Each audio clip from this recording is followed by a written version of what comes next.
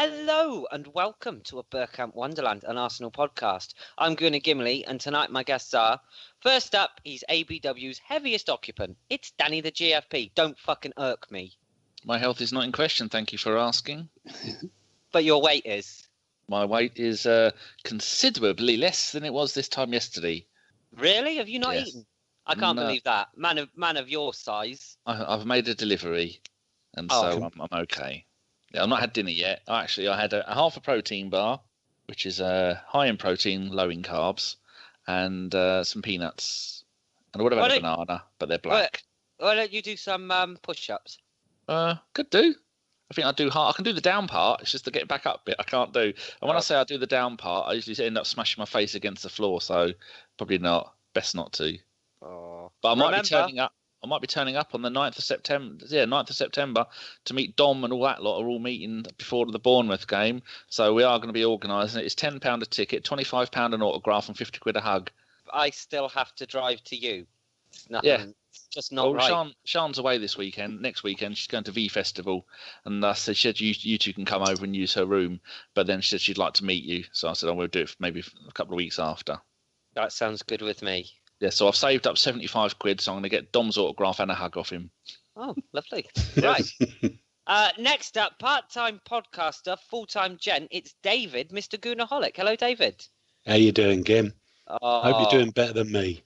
Oh, I've had a crap week. I've had a crap week. I don't know if people will find out why I've had the crap week, because I don't know if it'll be included on the end of the podcast. But I have, even just the last 24 hours, I've been particularly shit. Then I'm sorry. I've had a day at work when I didn't really want to be at work today. So my troubles have been considerably less than yours. And in fact, I'm looking forward to talking about the football, because I have to give you a pre-warning now. I am unbearably optimistic about it until there's a reason to be otherwise. Oh, no. If the podcast last week was full of hope and optimism. Unlike the radio show, which made it seem like World War III had broken out, according to some of the tweets. No. We can't tell Jace that, because he'll end up serving time for doing us all in. Not the Welsh justice. Oh, you can't argue Welsh justice. He's like the American. He's like the Welsh equaliser. Shall I introduce our other panellists tonight? It's our a star four-way. guest. Yeah, we're having a four-way. It's FK. Oh no. Is he? Isn't he here? No, he couldn't be bothered to turn up. Did he let us know that he wasn't going to make it? Hold on. Let me just check if I dropped him a DM. I'll go and check my DMs that I sent him an hour ago. Are you joining us? Oh, there's this picture of tumbleweed. So this is at least he's consistently unreliable. That's now 5 pods in a row he said he'd make, and he hasn't made. It's sad because I like FK. I like FK. He is too sexual for his own bloody good. He puts us to shame with his smooth talking and his wise words. But we've made up for wise words with our next guest, haven't we? We have, and here she is. It's Kate. Oh no. She let us down as well. Kate has unfortunately let us down. Is she being sick into your broken fish tank? No. Oh, we're not going to mention the fish tank, are we? Oh, you fucking irked me. I'm double irked. Not only have I irked you then, I needed to be unirked. Go on. I rang you at 5 o'clock and had a go at you and irked you for the entire call. And then when you joined us late, because you were half hour late, I spent the entire beginning of this pod irking you then, and now I'm irking you again. You were fully irked. If you hadn't have phoned me earlier, I would have been on time. Fuck off with you. I would have. Genuinely, It was the first time for everything. No, literally, and I'll tell the listeners, and this is exactly how it is. And I'm sorry, Chaz, we will introduce you in 1 second. Has he turned up? He has turned up. We have actually got someone that's turned up. But anyway, every time we ask him, unlike some people. I was sat down earlier having a smoke. All the guests were booked. Kate, FK, Chaz, David. We had Ellis as backup as well. Is he here or is he turned up? Or is he, he said he could make it, but I thought as we've been fucking around for 45 minutes, we've only got 10 minutes to do the show. Oh, yeah, that's true. But anyway, just sat there and I was having a smoke, playing some FIFA, and then the phone goes off, Kate's phone. And lo and behold, it's fucking ABW's finest fatty, Danny, on the other end. I was irked. I've had a very irkful 24 hours, right? And he just irked me further.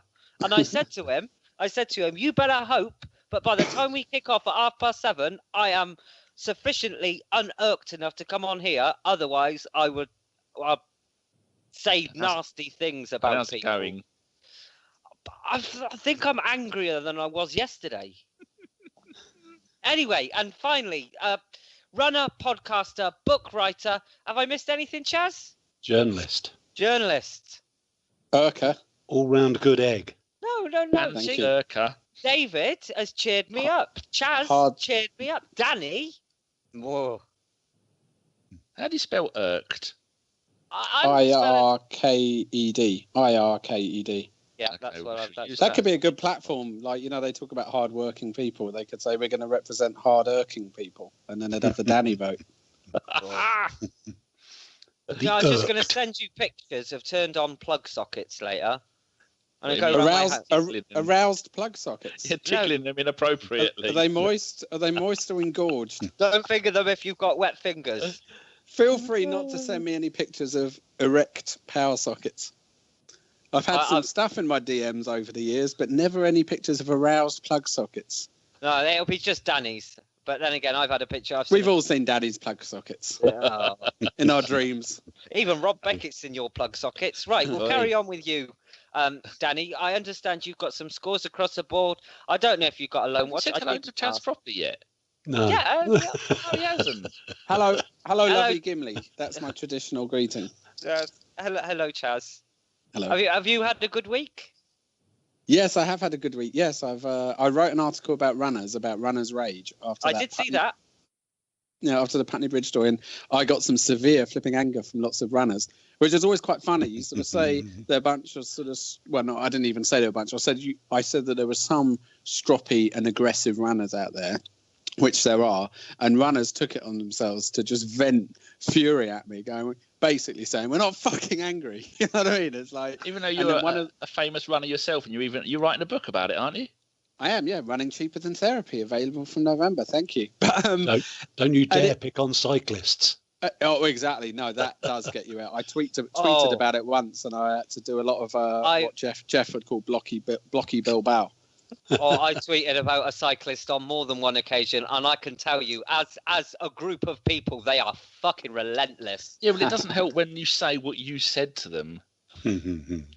Gimli is never outspoken on Twitter. Come on. He's always very careful with what he says on Twitter. Do you know what, right? That cyclist, there was one of them that went all the way back through my pictures, and I think there's over 1,000 pictures on my Gimli page, and he picked one that Kate took while I was driving and said that I took it and put it all over Twitter, and even messaged the police. I haven't had a knock on the door, and it was a couple of years ago, so I presume I'm all right, and I genuinely, it fucks me off when I see people using their phone driving as much as what some cyclists do. Perhaps they're watching Arsenal on their phones. Christ, they'd be crashing into a bloody tree then. Right, Danny, I'm expecting good things from this, from the season. I expect you to, after the criticism at the back end of last season, where, to be quite frank, you did just give up. I did give up. I lost the will. You don't know. We all know it.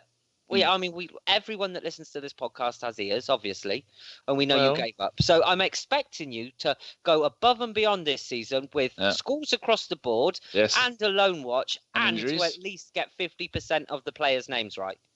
Oh, jeez, good luck with that. Well, at the moment, the under-23s, which David was watching, then wasn't watching, then might be watching again, are away at Derby County. We're losing 1-0. And in the starting lineup, Kieran Gibbs, but then he's come off at half-time. Don't know why. Jack Wilshere starting. Frankie Coquelin is starting. Ashley Maitland-Niles is starting. Conservative. Better late than ever. Bielik is starting, and to David's amusement, the Jeff is starting because we thought he was injured, and Eddie is starting. See, I'm not going to say his surname so I don't get a bad mark against my name. And Malin is on the bench, so we should come back and hammer those, but we probably won't. I shall give you, if there's a score later on, we shall give you an update. What else was there? Where's my list of my notes here? Go back to the top because I've been putting people's wonderful questions in.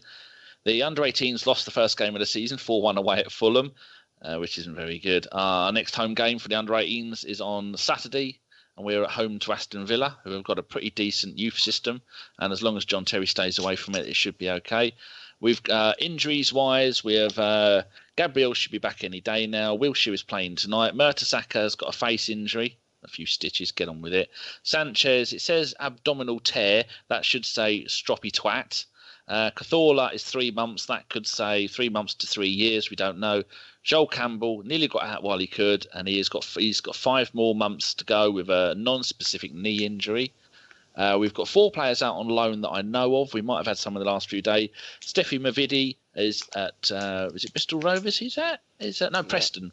He's at Preston, and he's played 1 game in the League Cup, the Carabao Cup. I think that's what it's called. Carabao. That's him. Bless you. They lost 3-2 to Accrington Stanley. Who are they? No idea.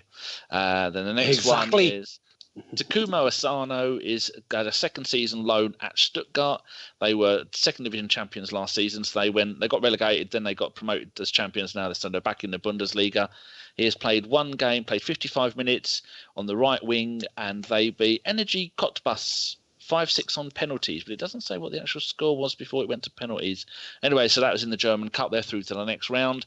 Mark Bowler, he's the one that is on loan at Bristol Rovers, and they got unmercilessly, God, didn't even say that properly, did he? Unmercilessly smashed by my Peterborough United 4-1, and I think he was on the bench. Gimli, what are you doing? I'm not doing anything. I can hear noises. That's not me. Well, I'm blaming you. Keep an eye on the troops while I'm reading stuff. And he's been on the bench for all 3 games for those, and they're not doing too well. They lost both their league games. We've got Emilio Martinez, our young Argentinian goalkeeper. I say young, he's 25 now, I think. 25 soon. He's on loan at Girona, Getafe in the Spanish league. It's Girona that have just got promoted. He hasn't played a game for them yet. And I think that's it. That's all she wrote. That's it. That's everything. Well, that's enough, isn't it? I mean, is there ever enough? I mean, I look forward to it actively every week. Do you? Yeah, no, yeah. Oh, yeah, I do. That's lovely. So I should, and I hope the listeners do too. And if I can't pronounce someone's name, I should just refer to them by their initials, and then I will pass the 50% mark that you're trying to get me to aim for. No, I think what you should do is you should at least attempt them. I think the good people on this... Yeah, you should. By right. Just try the first name. Yeah. The first name's easier. Yes, that's right. Eddie is the my favourite player. He's Kolasinac. Bless you. What's his name? The Bosnian tank. Yeah, that's the one. Kolasinac. You have to be careful with tanks, though. They can be trouble. Oh, here we go. Oh no. Here we go. First the Welsh fish tank. That was nearly what the GFP was nearly called, the GFT, the German fish tank. True story. Really? Yeah, because my work was sat out on the garden, and all my friends had RS Turbos and Sierra Cosworths, and they said what you should do with that car is block the windows up, take the sunroof out, fill the car full of mud, plant flowers in the top, and then it would be a German flower pot. And then someone said we could fill it full of water and make it a German fish tank.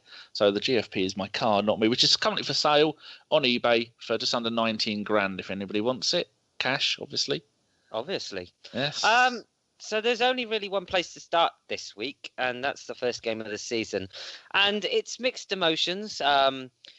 Although we got the win, there's plenty to talk about that was bad in this one. Our defending, we should start with that. But Chaz, let's get your thoughts on the game.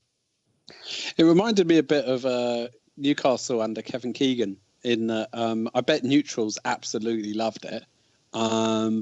And, the Leicester and Arsenal fans were respectively irked and then unirked as the scoreline swung this way and that. I quite like, I remember an old quote from George Graham, where Arsenal had just beaten Sheffield United 5-2, and it had been a really exciting match. And someone said, what a great match. And George Graham said, no, I prefer 1-0, 5-2, or 2-0, 5-2 as to Cavalier. And that's George for you, bless him. But from my point of view, I love high-scoring games. I love comparatively jammy victories, and I do think there was an element of jamminess to it, because I thought Leicester were actually, there were times in that match where I thought they were going to win. So really, I was just quite thrilled by it, and almost sort of like strangely giddy. I couldn't sleep all night. I was so excited by how it had been. Great to see Lacazette score, and what I loved about his goal was there was no. I don't even know what their headed goal equivalent is, but when there's not much backlift on a shot, like Dennis Bergkamp was always good at that. he could thump in a shot, but his foot wouldn't move that far back before he kicked it. It was like the headed goal equivalent of that. He didn't like dive into it, but yet it was a really powerful header. And I loved the way he moved more or less straight away from heading it, more or less instantly into his celebration. I loved everything about that. And I thought there was a lot of the Wenger ball was back. A lot of that sort of, neat, intricate passing that actually worked around the box. But unfortunately, it was quite sort of Wengerian era defending at times as well. But given that we didn't have, I know we'll go into these points in more detail, but given that we didn't have a proper sort of defensive lineup, I'm not really that worried long term about those defensive howlers. I don't think that once we've got a more, a full set of defenders for Wenger to choose from, and once they're all there and we've played about, I don't think we're going to. That was setting a tone for a season. I don't think we're up for a season of Keeganism. Oh, you'd have to hope not. I think my heart was in so many different places that night. Wow, the blood pressure was all over the shop as well. I don't think I could do many of those. We'll start off because it was very much a game of the good, the bad, and the ugly. I think I heard the commentator say it was the game was very reminiscent of Arsenal's season. Started strongly, then went to shit, and then, he didn't say go to shit, but went to shit, and then turned it around at the end. David, we'll go to you and we'll talk about the Lacazette goal. Did he impress you, the game? Yeah, he certainly did, and I was more than happy to see him score. So like the first minute, because I had the Holic pound, was on him to score at any time and us to win 3-1. So even when they equalised a couple of minutes later, I thought, well, this is easy-osy now. We've only got another couple of goals to score and I'm quids in. But it was a great start by him, wasn't it? It was a confident start. And it was also the first time ball from Mohamed El Neni was part of the reason for what Chaz was talking about. He didn't really have to move his head or his body into position. It just landed on his head and he just had to stick it wide of the goalkeeper. It was a beautiful finish. And I'm pleased to see that has got to have done his confidence a world of good. And I'm looking forward to seeing how he gets on at Stoke. If he can get in behind the front row, then he'll be fine. Definitely. He's definitely got a good turn of pace. And it looks like he's settled into the team well. His passing is good. His interplay with other players is fantastic as well. And we really do look a force going forward. And all this without the ever-absent Alexis Sanchez.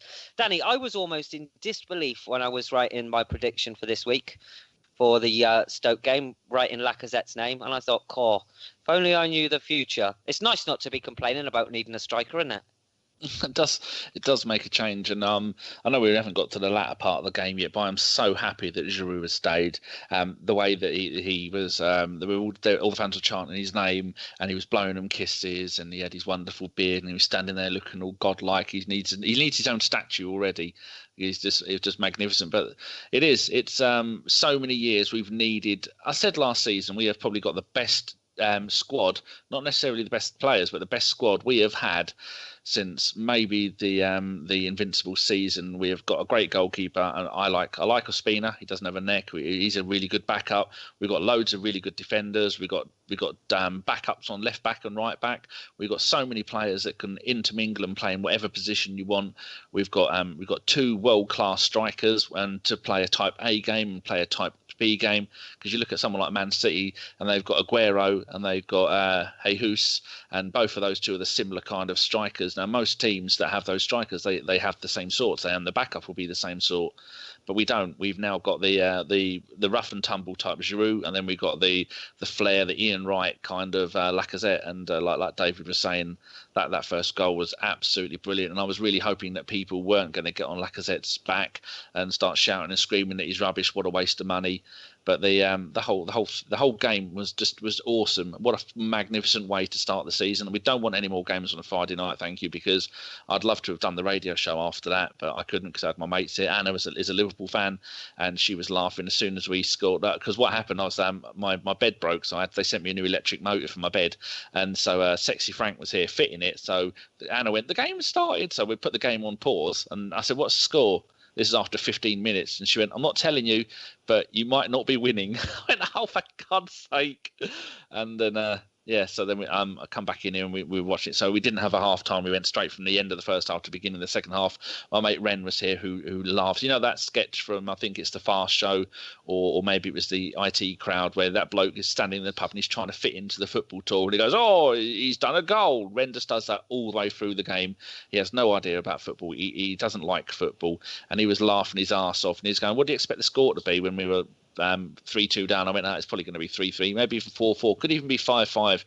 You never know. I was explaining that it's just like the beginning of last season, that the problem with Arsenal at the moment is we don't have a proper pre-season. For me, when you play Football Manager, Gimli, when you play FIFA, the couple of 2 or 3 of the pre-season games, the ones near the end, you get your best team play and you get everybody used to playing with each other. But every pre-season, Sanchez has got an extra week off. Ozil, he's away having his nails done. Lacazette isn't here. Or someone's away. No, bullshit. You lot all come back and you lot are all going to play a part in every single one of the pre-season games coming up to the last 2 or 3 because you need to gel. And this happened last season. It happened the season before that. We don't start the season off properly because none of these players have played in the team as a starting 11 with our best 11, which is what used to happen. We used to go off to Barnet, play our best team for the first half and then go and smash them 10-1. And then we'd go off and we'd play another few games here. I know we played the Emirates Cup games, but they were, as they're one day after the other, everybody was playing one team on one day, one team on the next day. And that doesn't work because you can't play the 2 games back to back like that and play your best players. So I don't think we get proper pre-seasons anymore because a pre-season should be everyone get used to playing with each other and maybe try out people in different positions. But I think we were just lucky that Leicester was shit and that they were just they were all over the place. And if it wasn't for Vardy, then it would have looked a lot better than what it was. I thought Vardy had a really good game, and I was just wishing I'd put Vardy in my dream team because I've done quite well at the weekend with the dream team. At one point, Gimli, your dream team was in second place. At one point, I think you'll find my dream team at the end of the Arsenal game was top. Well, it doesn't really count after one game, does it? But it's nice to see Huddersfield back on the top of the... No, it does. No, someone did a tweet and said, Huddersfield have already spent more time at the top of the Premier League than Spurs have in the last 10 years or something. That was really good. Yeah, so I loved the game. I'm not going to go into individual performances, but Xhaka, my God, what a player. What he is going to turn out to be. And just imagine I wanted Ramsey to start the game. And when you play 2 left backs and someone who's only played a handful of games at Arsenal as your back 3, you're going to have problems. Mix that in with your dodgy pre-season where we don't do pre-seasons now are all about money. I suppose that's what I'm trying to say. We used to go to Austria, didn't we? Yeah, we used to go with Sweden and Scandinavia and other places like that. And we used to maybe go and play against Leyton Orient or Brentford or usually Barnet, and then that whole thing fell apart. But I think we pay the price for not having a proper pre-season because you can't go. I mean, I don't know if someone could probably work it out with one of those like global trackers, but how many miles their pre-season took.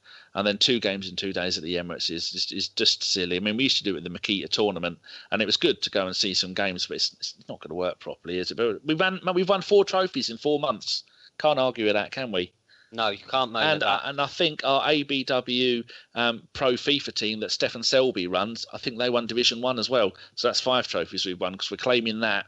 Oh, and also a Liverpool fan was doing the best number 10 in the Premier League, and he had Coutinho, Ozil, Dele Alli, and one other one I can't remember who it was, and then it had like 250 votes, and Ozil was in 3rd place on about 15%. I've retweeted it from my account, from the Highbury Inn, and from the podcast account, and by the end of the night it had 500 votes, and Ozil was winning with 73%. So we won that as well.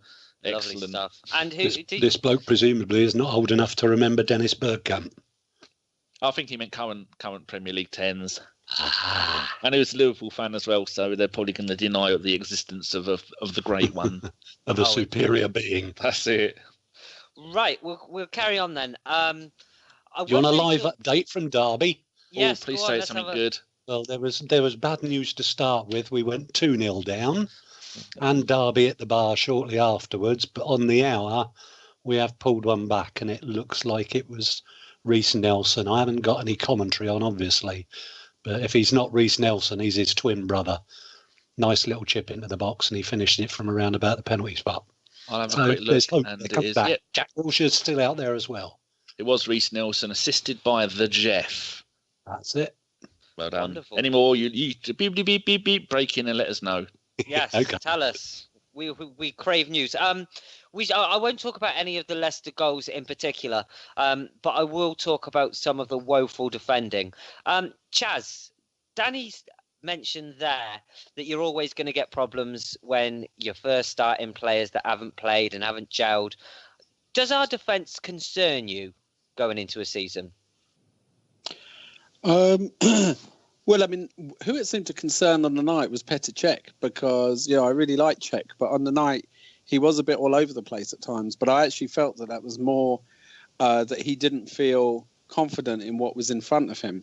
And that's always, to me, that's the measure of whether a defence, whether it's a first choice or a patched up one like this, whether it's any good, is how the keeper looks behind them. And Cech looked like he was really not sure about anything.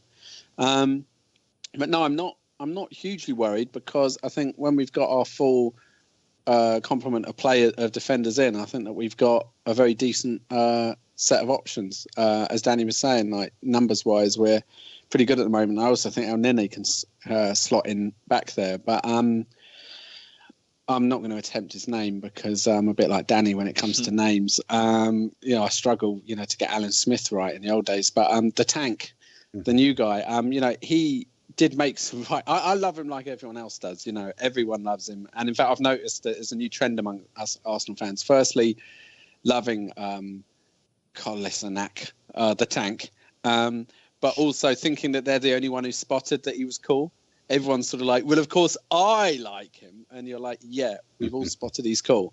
But he did make a few little howlers at the back, which I'm not overly worried about for two reasons. A, because it was his. Goodness me, sorry. 2-2. Reece Nelson, absolute dream goal. Carry on. Sorry, Chaz. No, it's fine. It's fine. This is like Sky Sports Saturday. Yes. And also because I think that he'll ultimately probably move into midfield, which, people have talked about. And there were moments when he was in there where I thought, he'd be absolutely great. I mean, him and Xhaka in the central midfield would be, really hardcore. But no, I'm not worried, in answer to your question particularly. I mean, you look at how we did against Chelsea in the cup final with a patched up defence, and, we beat the champions FA Cup final. And then we had another type of patched up defence against Leicester, who are not of the stature of Chelsea, but are pretty handy and nippy going forward. And yes, we conceded a load of goals, but we still won. So the moment I'm not worried. And of course, we don't need to worry about the big clubs in Europe this season. So I think we'll be fine, really. That's a very surprising answer. I would have thought you would have said yes. For me personally, I think that I foresee some problems. I can't see Kos getting many games this season because I can't remember who said, but they are managing his injury day by day, and they've got to be very careful with him. They've been doing that for years, Gim. Have they really? Yeah. He'll be okay. He'll be good for 30 odd games at least.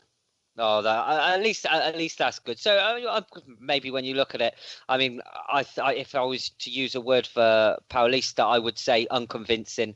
But David, how do you see our defence? Do you think we're equipped enough? I'll tell you what's interesting. Yes, if everybody's fit, and I take the point that this is the second season in a row that we've gone into the opening game with a very makeshift back four. But when everybody is fit, I think we're fine. What was interesting about Friday is that we went in with only one recognised centre half, and Callum Chambers, who spent a season playing there for Middlesbrough last year, wasn't considered, and I kind of worry about the message that sends out, and I wonder whether that someone's busy working on another loan move for him for this season. Obviously, Arsene doesn't quite fancy him enough yet. So, but otherwise, I think you've got Per Mertesacker, who proved in the cup final that he will do a job. He won't do it 2 games a week for certain, but he can do a job for you. I personally like Shkodran Mustafi a lot. Gabriel, if he's due back before the end of August, may get a move, but I suspect if he's still injured at that point, then a move for him will be very difficult. And I don't actually have a problem with him playing, because I think he's got something about him that the others don't. So I think we've got some strength there. Yes, obviously, if you can find someone who's better than what you've got, then by all means make the signing. But you've got to offload first, and that presumably the best bet would be Callum Chambers' loan. And talking about players that could be up for sale, there were rumours about Danny Welbeck possibly going to a move for Everton, or to Everton, should I say. Danny, I know we spoke about this last week, but Danny Welbeck, can you see him featuring much this season?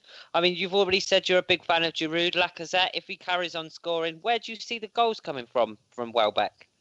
I have the problem with Theo Walcott and the wonderful Danny Welbeck, and it still freaks me out every time I see anyone, because if anyone has the same name as me, I don't call them by that name. I don't even like saying my own name. It's weird. It's just one of my my little perks. No, I can't remember what the word for it is. That's terrible.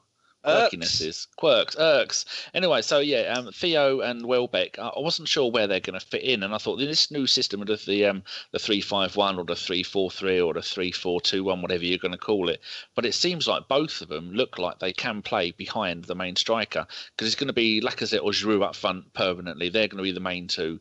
I don't think we're going to see much of Sanchez. Well, we might not see much of Sanchez at all, but I think Welbeck's position is going to be playing in the Sanchez role if we do let Sanchez go, because he has got the pace, he's got an eye for goal, and he's got an eye for setting up goal, but he is not a goal scorer. Too many people thought that when we bought him, oh god, he's going to be a great goal scorer, just because he scored a couple of goals against Man United here and there, which is always a great thing to see. Don't forget the was it the hat trick against Galatasaray? Was it Galatasaray? I know he scored a hat trick, and everyone was going, "Oh yeah, we've got the next Thierry Henry here."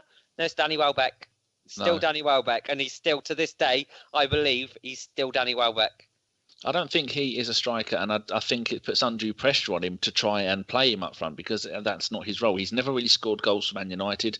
His Man United stats were quite badly skewed by the fact that he was often used as a sub and came on, and even used as a minute. I remember when we signed him, I went through and I looked at his stats. So here's the number of minutes he's played and the number of goals that he's scored. So if he's played like 100 games, it only works out that he'd played the full 90 minutes.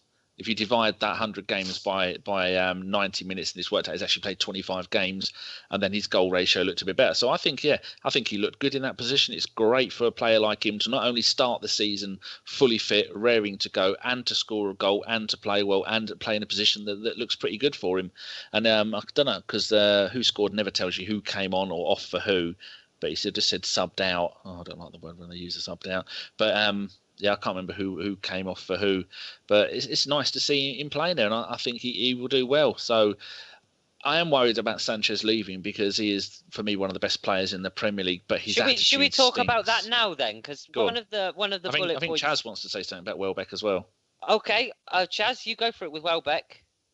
Well, yeah, I just wanted to say that basically, I mean, I sort of agree with Danny, really. I mean, I think when you look at Welbeck, you can see why managers love him, because he always puts in a shift, and because his link plays good, and he's what I call like a really honest player. When he goes onto the pitch, he might score, he might not, he might do well, he might not, but you always know he's going to go out and he's going to give his best. And so I think, like, when I started going to watch football, players like Welbeck were kind of like massive heroes. The ones we applauded off the pitch, back at Highbury and in the Graham era and before then as well. The ones who we really clapped off the pitch were the ones who really put a shift in, and where you could see that they had a big heart and they were committed and sort of professional. And it feels like, the game's tipped a bit. There are so many superstars now and so many superstars in the Premier League that players like Welbeck, sometimes people are a little bit down on. However, on the other side, I do feel like if you compare the ridiculous stick that Giroud gets compared to the ride that sort of Welbeck has had in his years with us, I think Welbeck has had a comparatively quite an easy ride, and I think there's a number of reasons. I think it's partly, like you said, Galatasaray hat-trick, the winner at Old Trafford, and then of course the Leicester winner last season, or was it the season before? And basically these are the sort of moments that buy a striker or buy any player a kind of like a free run for a while. Like, everyone just remembers that and thinks that they're amazing. And so he's never quite had that sort of level of jip that, say, someone like Giroud gets, which I'm pleased about, because I don't want any of our players to get any jip, but the trouble is they do increasingly every year. But Yeah, so I really like him, and I think that he's, I just love players like that. I just love players where you can relate to them. You can see that they'll always put their best in, and that's all. That's the first thing you ask of any player. Just put your best in, however good you are, or however good the game goes for you. And he's one of them, and not all of our players now or in recent years have been that. I have to tell you, I think that Danny Welbeck will not be let go anywhere. And the reason simply is if you think back to our FA Cup performance at Southampton last season, when we played pretty much a shadow team, and Welbeck was it 1 or 2 goals? He was absolutely outstanding.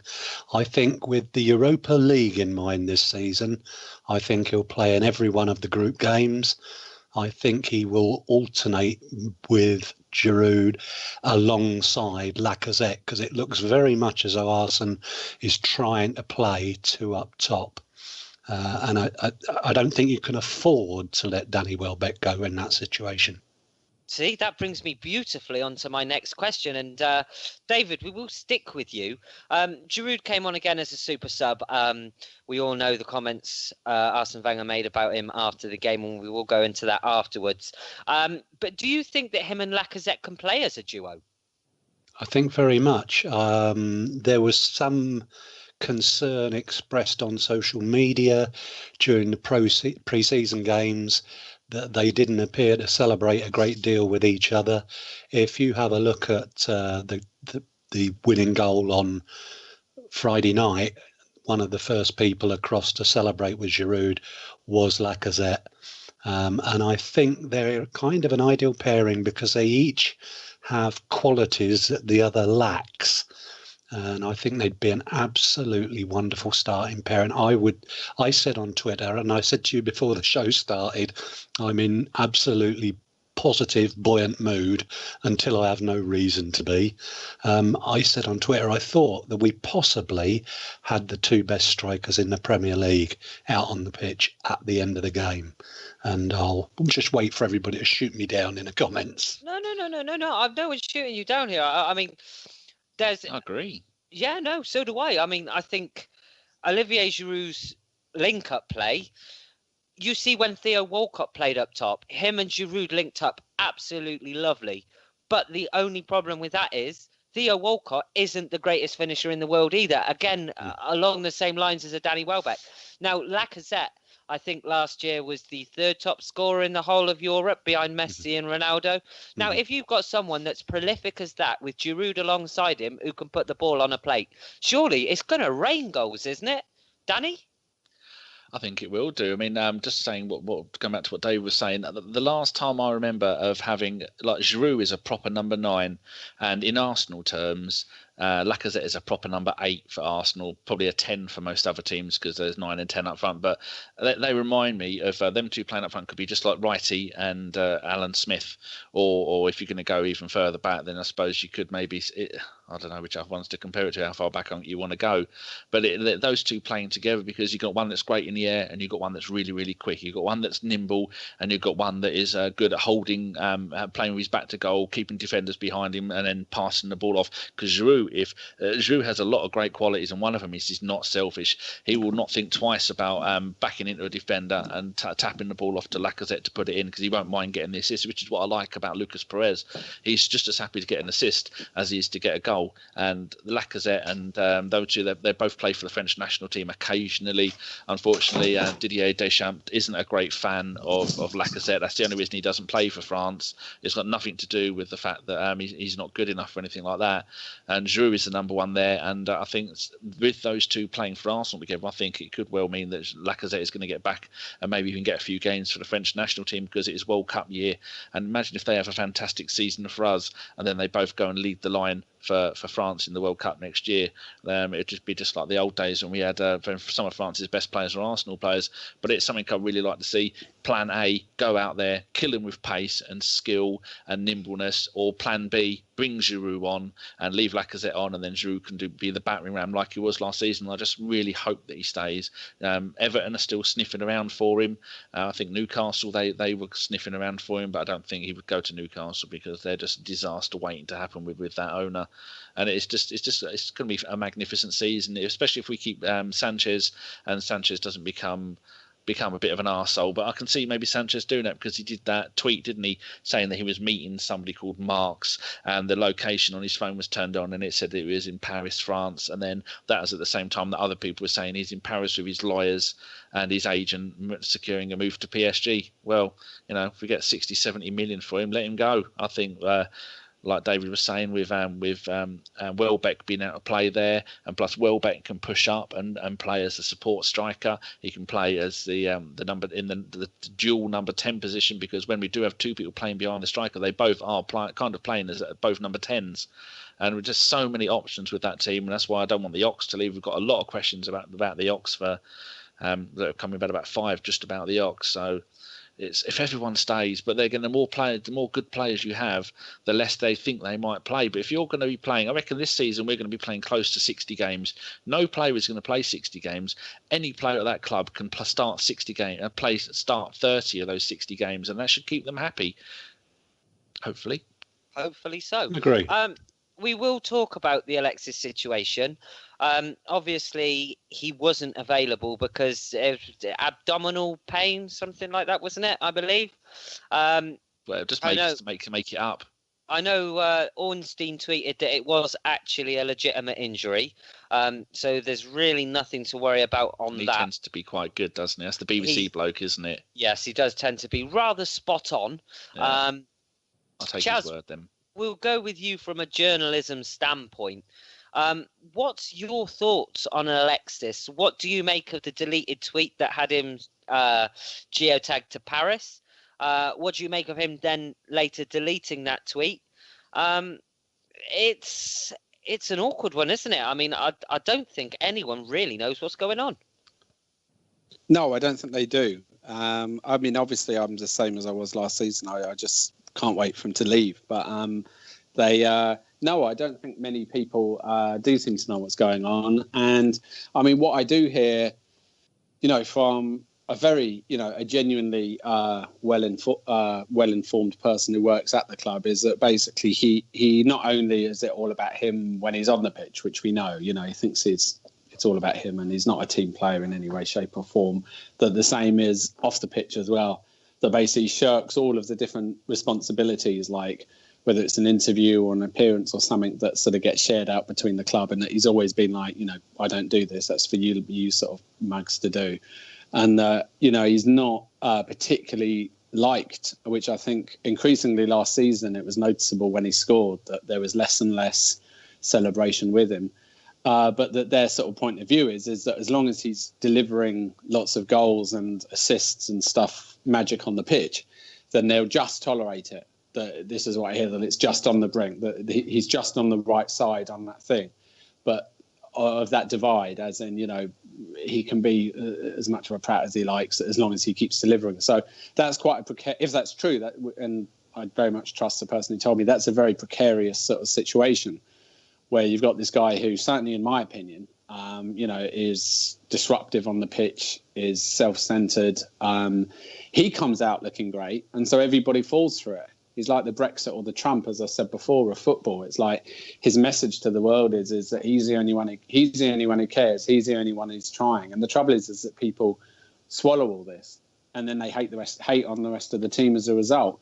So I think he's very disruptive on the pitch, and I'd like him to go for that reason. But if the stuff about him off the pitch is true as well, then all the more reason, to get rid and just to stick with players who actually want to play, for a team, rather than someone who thinks it's all about him. It's Arsenal FC, not Alexis FC, to turn an old phrase. Wow. Some good news from Derby. Go on. We are now 3-2 up, having been 2-0 down, and the goal scorer Danny knows only too well. Eddie Nketiah. It had to be. How do you say it? I say it Nketiah. I haven't got a clue. I say it wrong. Isn't it Nikita? No, Nikita, it's not Nikita. That's how I I thought say it it. was And someone who is from that region. It's Eddie. Yeah, and he told me I'm saying it wrong, and he wasn't going to teach me how to do it. But at the end of last season, me and Chaz went on Gooners in the USA with Mike and Andy, and Chaz was saying all what he's saying then saying now that he was saying then that he doesn't want him at the club, that he's nothing but trouble. And it turns out that it seems like Chaz might well have been right. That's why he gets paid the big bucks. I've heard the same rumbles, but I have to say as well that I also got totally the story that they've decided that if they keep their best player and qualify for the Champions League, then if he's only going to sell for about 50 million, we get that money back anyway. But I think if you can get considerably more than 50 million for him, then yes, I would consider this is a guy who's not committing.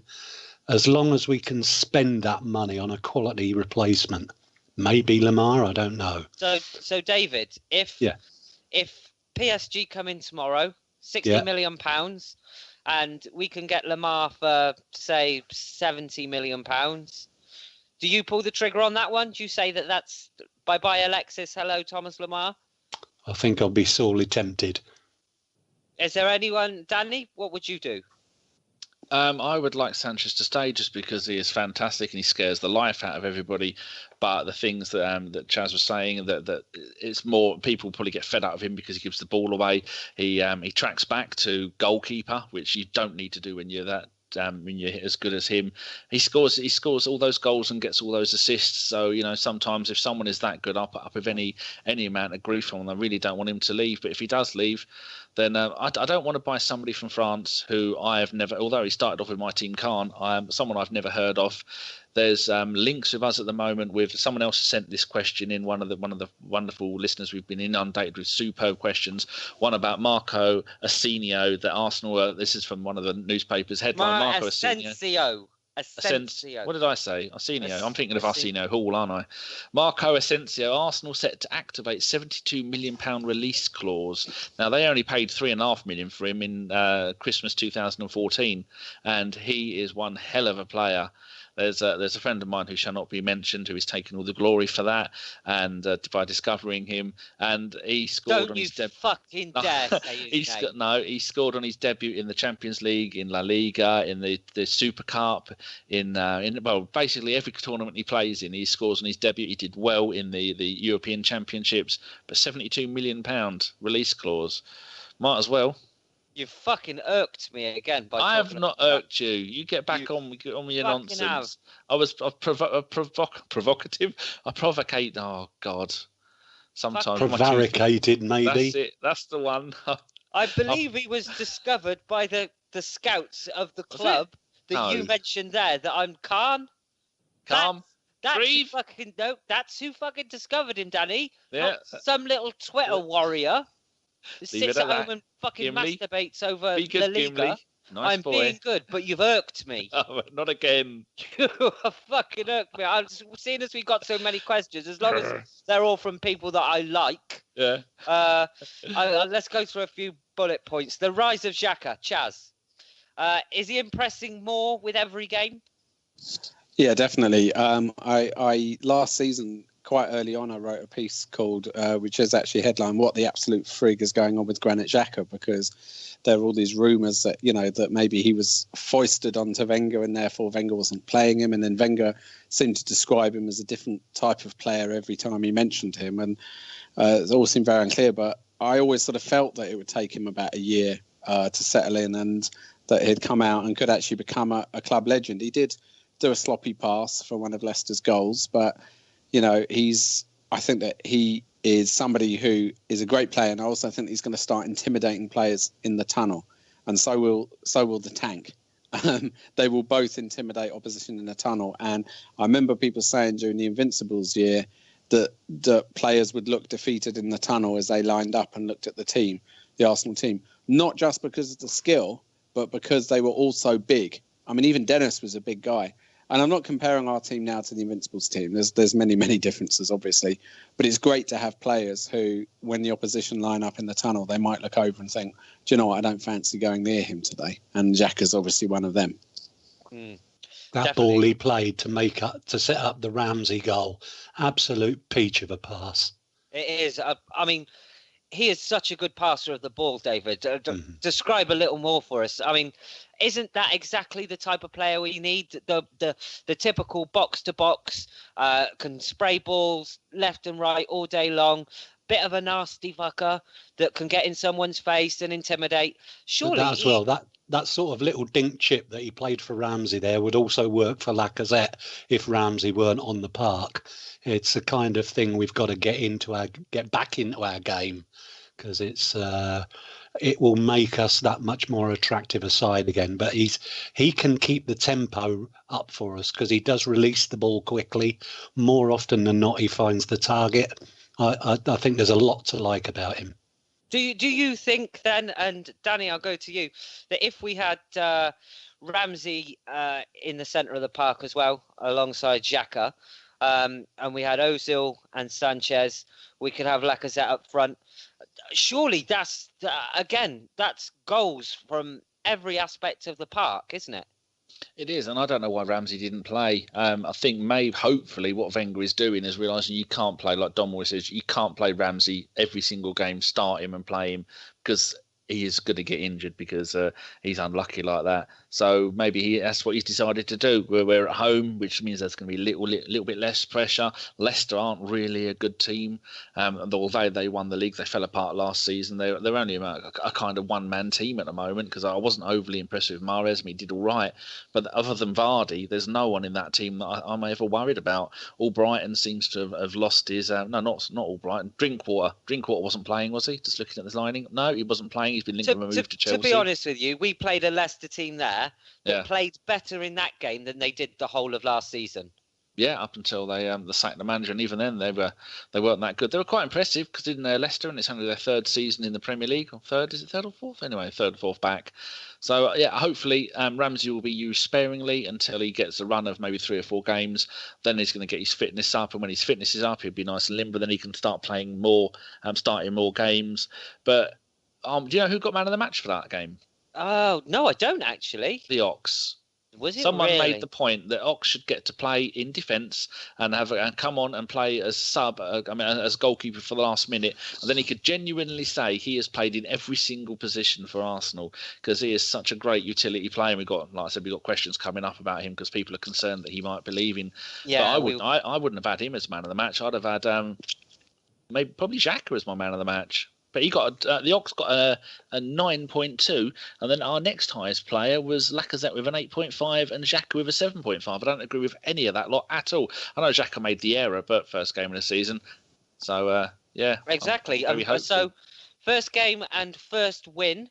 What actually are your expectations of the season? Like you said, I would have gone into there. I have written a bit on Ox, but seeing as there are questions coming in, we can dodge that one. So yes, expectations for the season, and I will ask all of you. In fact, Danny, we should do what do you think your top 4 is going to be? I think that could be an interesting one. I think mine. We're doing that for the prediction league, aren't we? Every single person has given me their top 4 and a prediction, apart from one dirty pirate who hasn't given me a prediction or his top 4. So 0 points for him last week.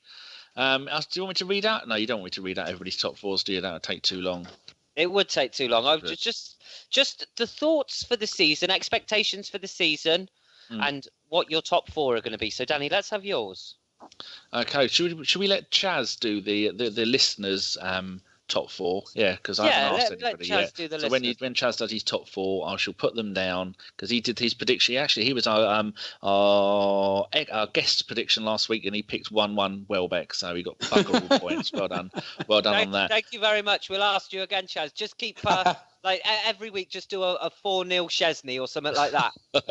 That's the one. The listeners and the guests were pretty that keeps good. The listeners ticking along. That's another place I can finish above. Well, my top 4, I've picked Man City because they're going to walk it. Because if they're not winning it by Christmas, they'll just go and buy everybody. Chelsea are falling apart. I've got us. Second place is probably going to be Chelsea. Third place, Arsenal. Fourth place, Spurs. I don't see Man United doing anything. Well, big deal. They've been and smashed Newcastle, but Newcastle are in disarray. Rafa is pissed off because he's not been given the money that he wants for the players. The owner, apparently he didn't. The owner and Rafa didn't even speak all last season, which is typical for them. So my expectations, I would like to see a really good run in the WAFA Cup. We're in the group stage, so that means that's 6 games. I'd like to see lots of our young players playing in those games. And then once we've secured getting through to the next knockout stage, then I want to get Spurs in the knockout stage at some point. Preferably the semi-finals, that'd be brilliant. And then we could continue our magnificent run of 9 consecutive Wembley wins, which is something they will never do, even though they're playing there every other week. FA Cup, I think we could maybe try and retain that. The league, yeah, like I said, third. We're not going to win it because Man City will just buy everybody. The League Cup, I'd like us to get to maybe the semi-finals, quarter-finals, and again, use the youth players all the way up, because we've got such, like we've seen tonight, Eddie and Mallon and Reece Nelson and all these other magnificent young players. I want to see all of those finish the season with at least 10 games each, because that is only going to build confidence in the rest of the players coming through, build confidence in them, and then it's going to pay dividends long runs. Yeah, in the long run, that's what I meant. Right, I'll do mine next. Go on then. What's yours then, Gimli? Right, I've gone for Man City first, just for the same reason as you. They just chucked a shit ton of money at it.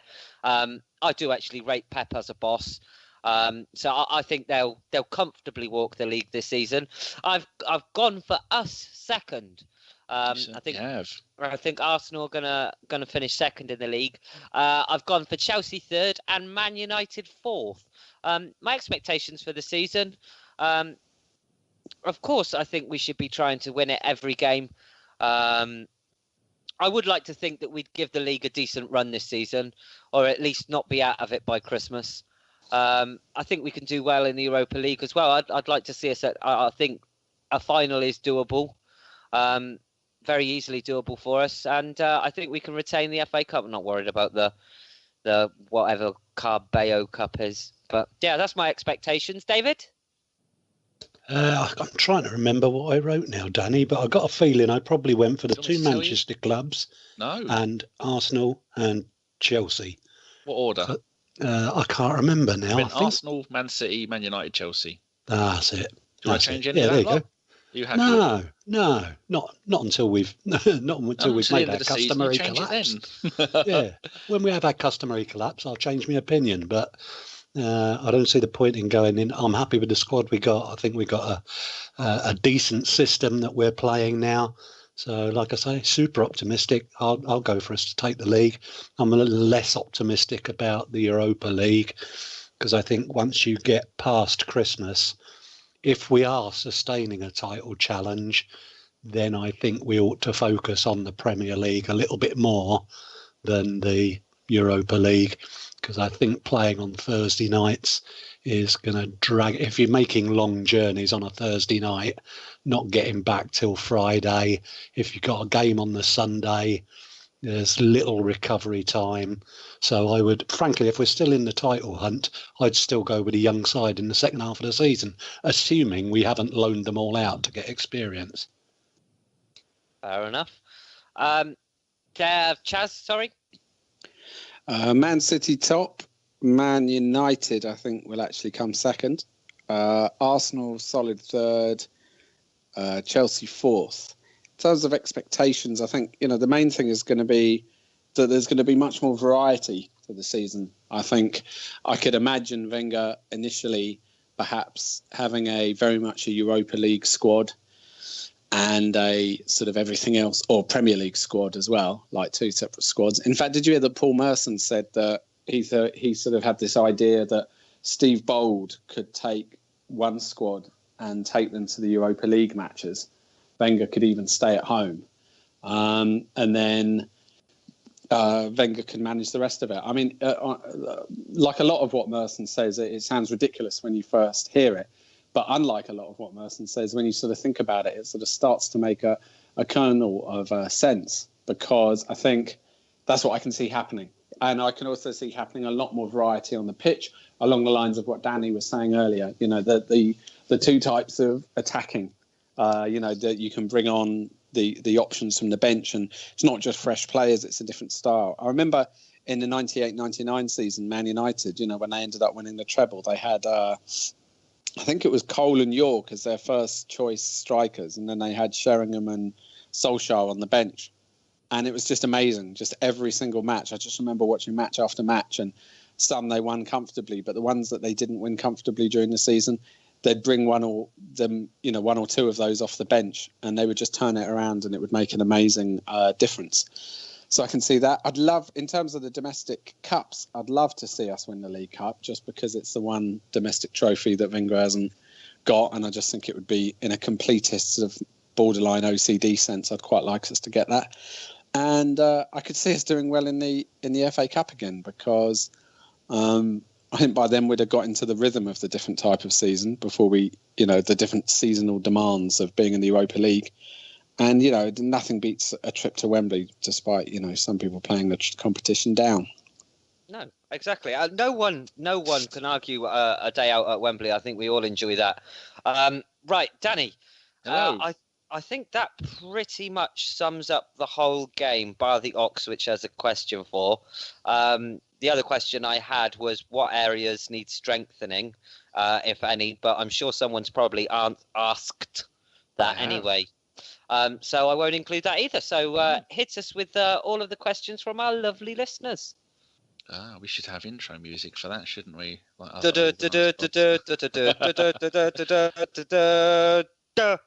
Yeah, we've had to remove all music. Oh, David, the optimism.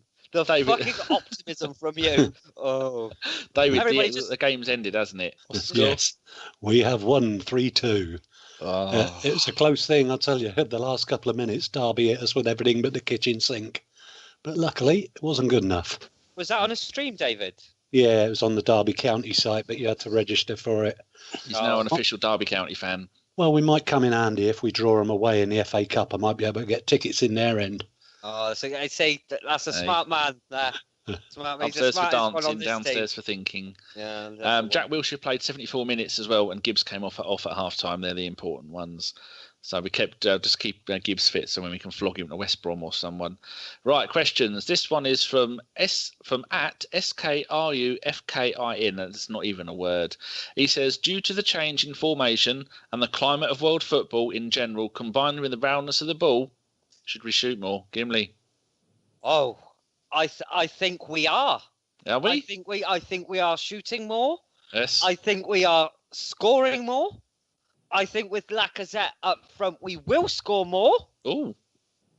I think, yes, every box is ticked. Yes, and yes. Oh, well, very good. Right. Your voice is getting higher and higher. Are you on laughing gas? He's got the clamps out. You don't want to know what I'm on, David. I think yes. Lovely chocolate kush.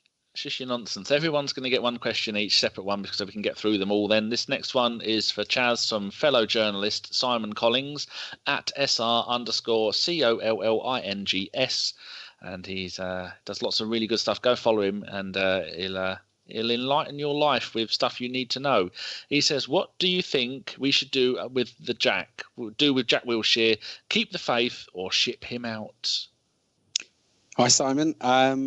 I think we should ship him out, because I think that he recently didn't he remove all of his Arsenal mentions from social media, and also didn't send any messages out for the FA Cup. So I'm not saying do it to punish him, but I just wonder whether he's hacked off with the club. And given that he's a slightly sort of complicated person and a slightly complicated player anyway, in terms of, legs made out of glass, his tendency to run straight at the most aggressive player on the other side, just to make sure his legs get smashed. I just feel like there's too many players in our squad at the moment who we've given too many chances to. I love Wenger as a manager, as people who follow me on Twitter know to their pain. I'm very pro-Wenger. I love him as a person as well, and I love his loyalty. However, of course, there's also an aspect of me of a football fan that loves more what Alex Ferguson was like, where if a player, didn't look like they were going to make it or whatever, he would just get rid of them. And it was very ruthless and cold. And we've got all these players hanging around who I love as people, but like Gibbs and Walcott and Jack and arguably Ox. And I'm not saying I want rid of all these players, but I feel like they've all been given so many chances. Jenkinson over and over and over. And even given the Europa League factor, I just think that we've got too many of these guys. And I actually think there would be a knock-on benefit from getting rid of some of these players, in that it would send a message into the dressing room that we're no longer a club where you can come and get a really, really comfortable salary on and then just stay forever because Wenger, quote, won't buy a new player because, quote, I don't want to destroy Denilson, as he said once. I just want to move on from those days. I want I want Wenger to be ruthless, and I want Wenger to want to be ruthless. I want him to be ruthless consensually. Can I just? No, I say as well. I totally agree with what Chaz is saying there. But how many seasons have we complained about Abu Dhabi? And I know he's gone now, and that's Rest a in chapter. peace. But do you not? No one on this podcast is saying that he has died. Although Aaron Ramsey did score the other week, so if someone wants to check on him, Abu, if you're out there, if you're possibly listening, you're not.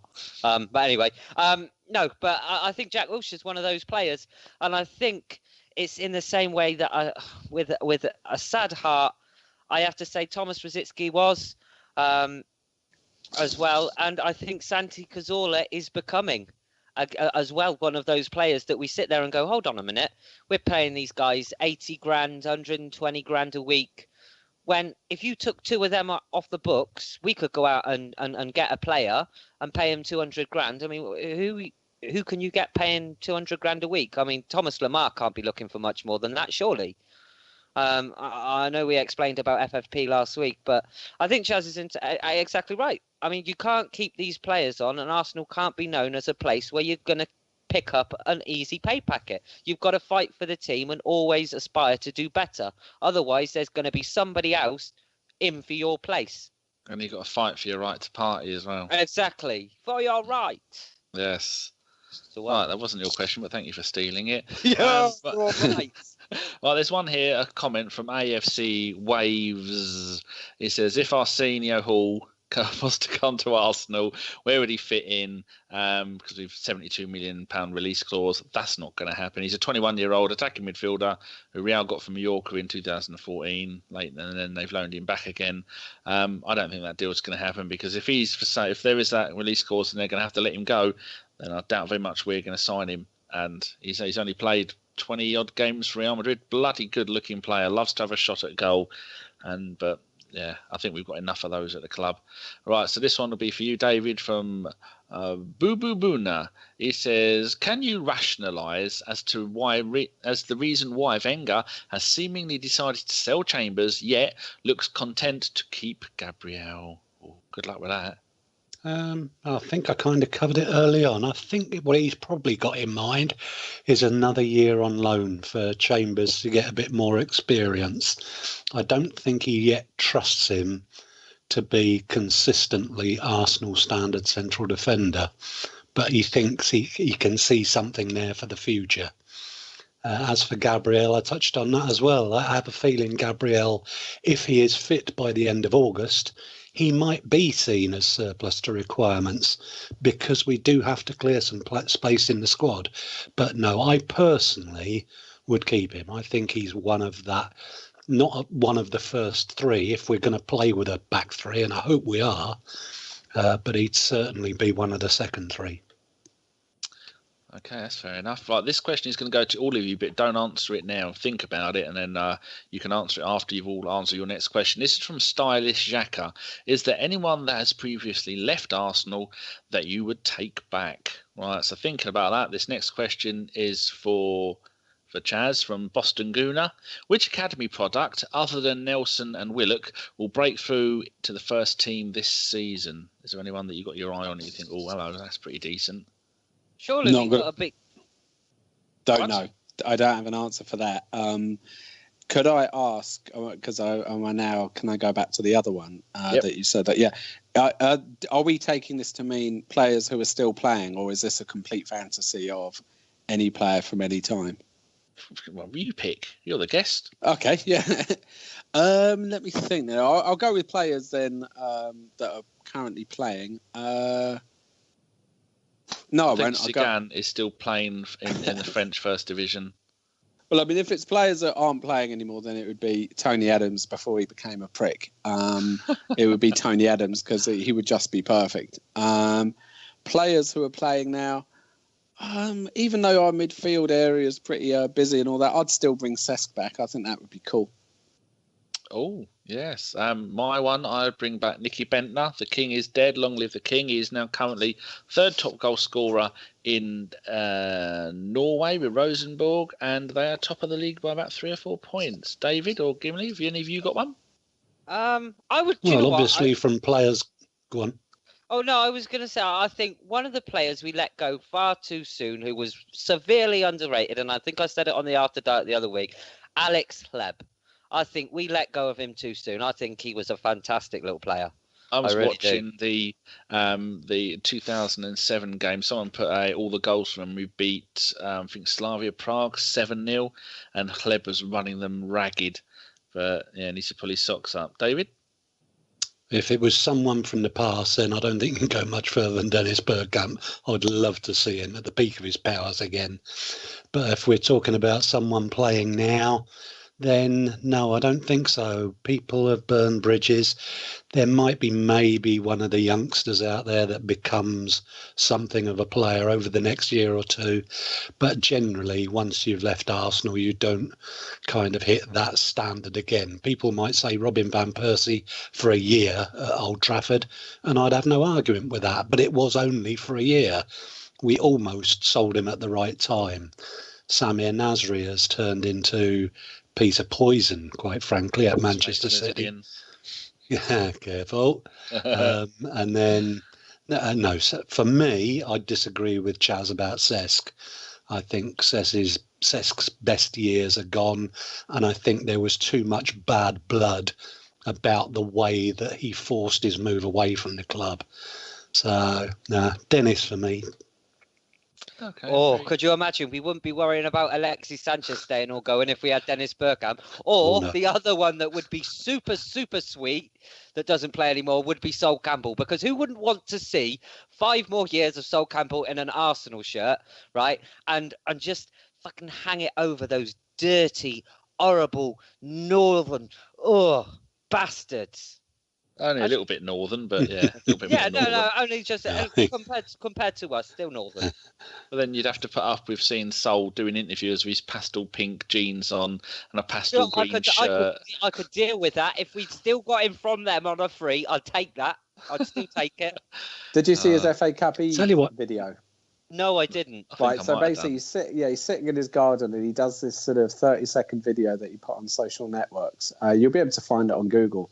And he sits there and he's talking about the FA Cup the night before. And he's obviously off his face on something, right? Because he's going, FA Cup final, Wembley Stadium, the Arsenal versus the Chelsea. And that's a new one on me, the Chelsea. The Chelsea. Gentlemen, may the best team win. Go out and you sees the thing, and he goes on, and you sit there and you think, is he pissed or is he stoned? Then at the last moment of the video, he does this grin, and I thought, definitely caned. And I'm not making any allegations there. I'm just saying he's clearly taken something. Yeah, personal opinion, and a personal opinion of admiration. I'm suggesting he's doing that, and I'm suggesting that it would be a good thing. And look it up anyway. The Arsenal against the Chelsea. I'm gonna have a look for it right now as we go on. Danny, ask the next question. I forgot where we were. Were you about to say something there, David? I was just going to say, while we were talking about Sol in such glowing terms because of where he originated, I did tweet last night. I wonder, and without being provocative, whether we would consider swapping Alexis for Bale. Oh yes, imagine that. Bale down the left-hand side. My God. That would boil their piss. He's an Arsenal fan though, isn't he? Yeah. Oh, he was. Davis is good mates with him. So am I. Literally, he was up Aberfan the other day. I saw him for the kids and that landslide. And seriously, he was up there. I knew the bench he sat on. I was up there sniffing it.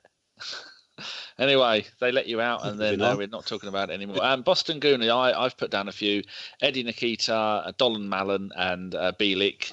And then it looks like maybe the Jeff might have a decent season, but the Jeff had so many chances last season and fell on his ass every single time. And Maitland-Niles, if he doesn't play at right back, because he's not a right back, he's a midfielder, so there's just a few to watch out for.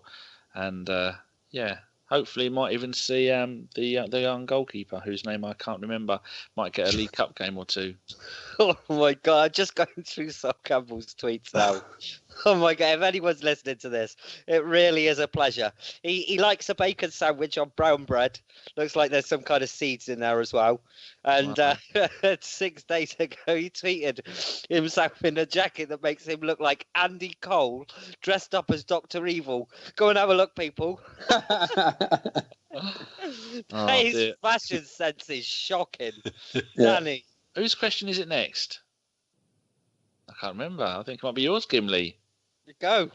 Oh, this is from Big Guy, ha ha ha. Brig Guy. He says, if Sanchez is off to PSG, is Draxler good enough to fill his shoes if we were to get him as part of the trade deal? I believe so with Lacazette's play. Now, I bought an inform Draxler for my FIFA FUT team last night, and he is almost as good as my inform Ozil. He's got an eye for goal. How much did you pay for that?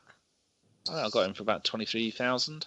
Oh, that's not bad. That's not bad. I've got a really decent team. I can't beat anything other than 3 or 4 star pro. I got the PS4 back the other week. It's been broken since February. The disc drive's been broken, but I found someone locally. They fixed it, and that's why earlier when you said, "Oh, I've not heard from you. You're checking the chat box," I was like, "I'm having a smoke and playing some FIFA, Danny." So when you picked up the PS4, did you get someone to give you a hand carrying it in, or did you do it on your own? No, I had to get David from next door to help me carry it in. Yeah, he didn't drop it or anything. Nope, didn't drop it. Not like the fish tank. Unlike some tit. Irked me. Irked. That's 3 times today you've irked me. 3 times a lady. Give me Answer a question. The question. What's a question? Well, Draxler. Yay. In trade for who? For Sanchez. They want about maybe because they've only just bought Draxler from his German team. So maybe Sanchez go to PSG, get Draxler and a few million. Yeah, I'd do that. I'd be up for that. Draxler's main position is kind of an Ozil role. The thing is with Sanchez, if he's going to be disruptive, I don't want him around the team. I'd rather him just go. And like David said earlier in the podcast, as long as every penny of that money they bring in for him is invested in the playing squad, I don't care. You don't care. Don't care. Right, okay, I'm just looking. Oh, well, we've been recording just about an hour. This next one will be for Chaz. Okay, this is from Pito100. 10 minutes into the game, I concluded that the defence problem is not a Wenger or player issue, it's a coaching issue. Do we need better coaches? Yeah, we do. We need Wenger to tear up every few years, just completely refresh the coaches around him, like Ferguson used to quite ruthlessly. Every 2 or 3 years he changed his assistant manager, wouldn't he? Yeah, and I'm all for that. You know, I keep talking about this ruthlessness tonight, and obviously, you know, a lot of it runs against the grain of what Wenger is about. But at the same time, I think he knows that these 2 years are likely to be, you know, presumably he thinks or knows that these 2 years will be his last 2 years, and so I think that he must get ruthless at this point, and he must start getting serious with people. And I agree. I think that these are such sort of basic things, some of these defensive errors that we see, that, yeah, exactly, they're coaching things, and getting a good coach would sort all this out very quickly, I think. I'm just Googling fish freezer. And part of it's to allow as well, is to allow the coaches to do it, because, you know, I love Boldy. You know, I love Boldy as a player. That he could do anything basically, and I wouldn't want to be seen to be putting him down. So I would imagine that he's probably, and in fact I've heard rumour, you know, that he's probably not really allowed to do all that much, you know, on the training ground. So what we need to do is, I think we need to get new coaches in, and we need them to be really, Wenger to delegate some authority to them. And on the thing of Bold, at Dazzy Wu has said, "What the fuck has Steve Bold been doing all in pre-season?" In brackets, hint, I'm guessing not coaching defence. And there's another person down here who's made a comment at @slow_gunner forever. He says there was a lot of talk about Gabriel and/or Chambers leaving. Is it just because of the huge squad, or are we trying to buy a better quality centre back? Well, David's kind of answered that by saying we think that Chambers just needs 1 more year out on loan, and then when he comes back, because Per retired by then. I think Per's retiring too soon. Personally, I think he might end up doing a Sol Campbell and coming back and covering. Hopefully, because he's got too much to give and so young. Right, next question is for David. It is from Oh, these are all the Ox questions from AZ Harmon 15. Thoughts on the Ox to Chelsea rumours and preferred replacements? Think Sergio Roberto, and I've put in brackets 21-year-old Spanish midfielder at Barcelona, would be the perfect right back and centre midfield cover. Also, Philip, spelt with an F, _ Jan CIK. I'm not going to try and say that. Looks like the Ox could be off to Cheshire for 35 million. Would you be happy with him going for this amount, or do you want to keep him no matter what? Wait for it. And It Happened Again says, should we sell the Ox or keep him till his decision making improves? And wait for it. Van Helsing says, do you think the Ox rumours are true? One injury to Bellerin and we're back to Gabriel at right back. And finally, from our friend Luke is Premium, who did lots of wonderful blogs for us, do we put a deadline on the Ox to sign a new contract before deciding to sell him? And if he left, who would we sign to replace him? So, David, hope you listened to all of that. They're all of us a similar theme. Go. I think I did. I won't comment on the Barcelona utility player because I haven't seen enough of him. But the main gist of the question is about the Ox to Chelsea. And let me tell you what I think I would do in the situation is I would leave him exactly where he is until August the 31st. The reason I think this has all come about, I think it's genuine. I think the clubs are in negotiation. I think the reason Arsene is countenancing it is we spoke earlier about he's got to clear squad places. Some of the players are reluctant to move because it'll mean too big a drop in money. In Ox's case, I have no doubt Chelsea will be offering him more money. And let's not forget, he has not committed to extend his contract. He's very much ummed and ahed about it. So I think if we could get rid of, say, another 4 or 5 players before August the 31st, I might then have a different answer. But if we get to August the 31st and we haven't cleared up squad places, then I would say, OK, Chelsea, 35 million, here's your man. As it's an important subject, Chaz, what's your thoughts on the whole Ox debacle? Well, I got cornered on a train by someone about a year or two ago, just after Wilshere went on loan to Bournemouth, and they said Wilshere is going there as an agent to bring Eddie Howe, and the Ox had already got a verbal agreement to go to Liverpool. And this guy was absolutely insistent and spent about an hour telling me about that. So anyway, that turned out to be a load of bollocks by the look of it. But I saw a tweet today that actually did sum up.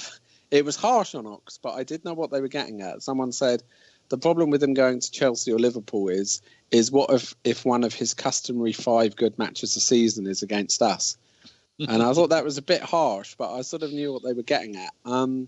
He's another one, without me trying to bang on too much about it, he's another of those sort of honest players. I mean, he's been played in some weird positions at the end of last year and the beginning of this, but he always gives it his best. I think I can only repeat, I wrote about Ox last year for 442, and my opening line is just what I would say now about whether I want him to go or not, which is that I put Alex Oxlade-Chamberlain Alex Oxlade-Chamberlain is a fascinating bunch of people. Because to me, he can be absolutely glorious and absolutely frustrating, often within about a minute of each other. I remember there was a Champions League match a few years ago, a really important one. It might have been Monaco. And he scored the winner. And so suddenly we were like 3-1 up or something to go into the second leg. And then literally from the kick-off, more or less straight away, he gave the ball away and then they scored. And then the whole thing with the away goal swung against us. And that's sort of Ox all over to me. But certainly if clearing some space, again, we keep saying it, clearing some space, clearing some money from the wage bill, as long as it's to get somebody new in, I'd be all for that. I'd quite like a bit of more of an evolution. Gimli, have you got any thoughts on this? I think I really like the Ox as a player. I like the fact, the same with Danny Welbeck, I like the fact that when he comes on, he gives it his all. But I can't help but liken him a bit to Theo Walcott. On his day, unplayable, but his day never comes that often.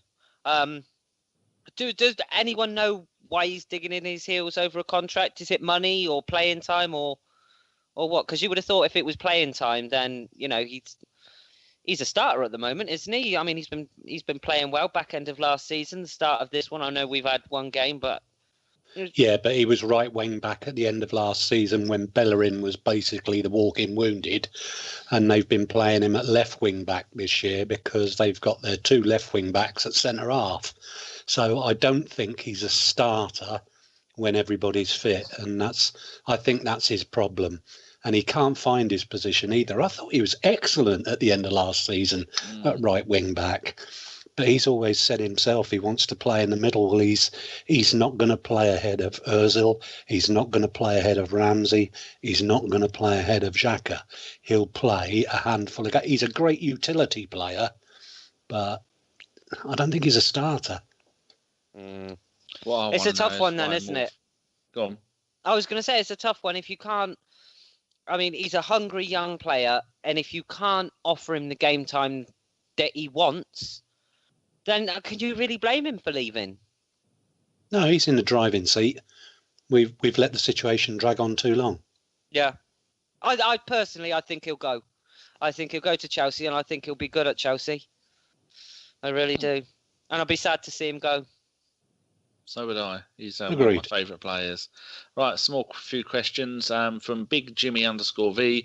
Of all the Arsenal squad, who would you like to have by your side in a bar fight? Oh, that's a pretty good one. Anyone got anyone they can think of straight away? No, it's got to be Kolasinac, isn't it? Yeah, of course. I think I'd probably go for Xhaka. I know you'd have Xhaka and Kolasinac as your wingmen, wouldn't you, on a night out drinking? No, ain't no one gonna fuck with you. Well, you don't want Theo there because he'll just go and hide.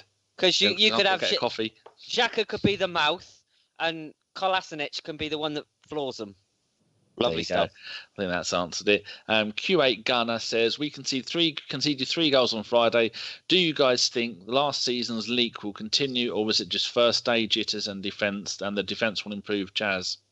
Yeah, I think it was that. It was first day jitters and the patched up sort of defence. And yeah, I don't think it's going to continue like that throughout now.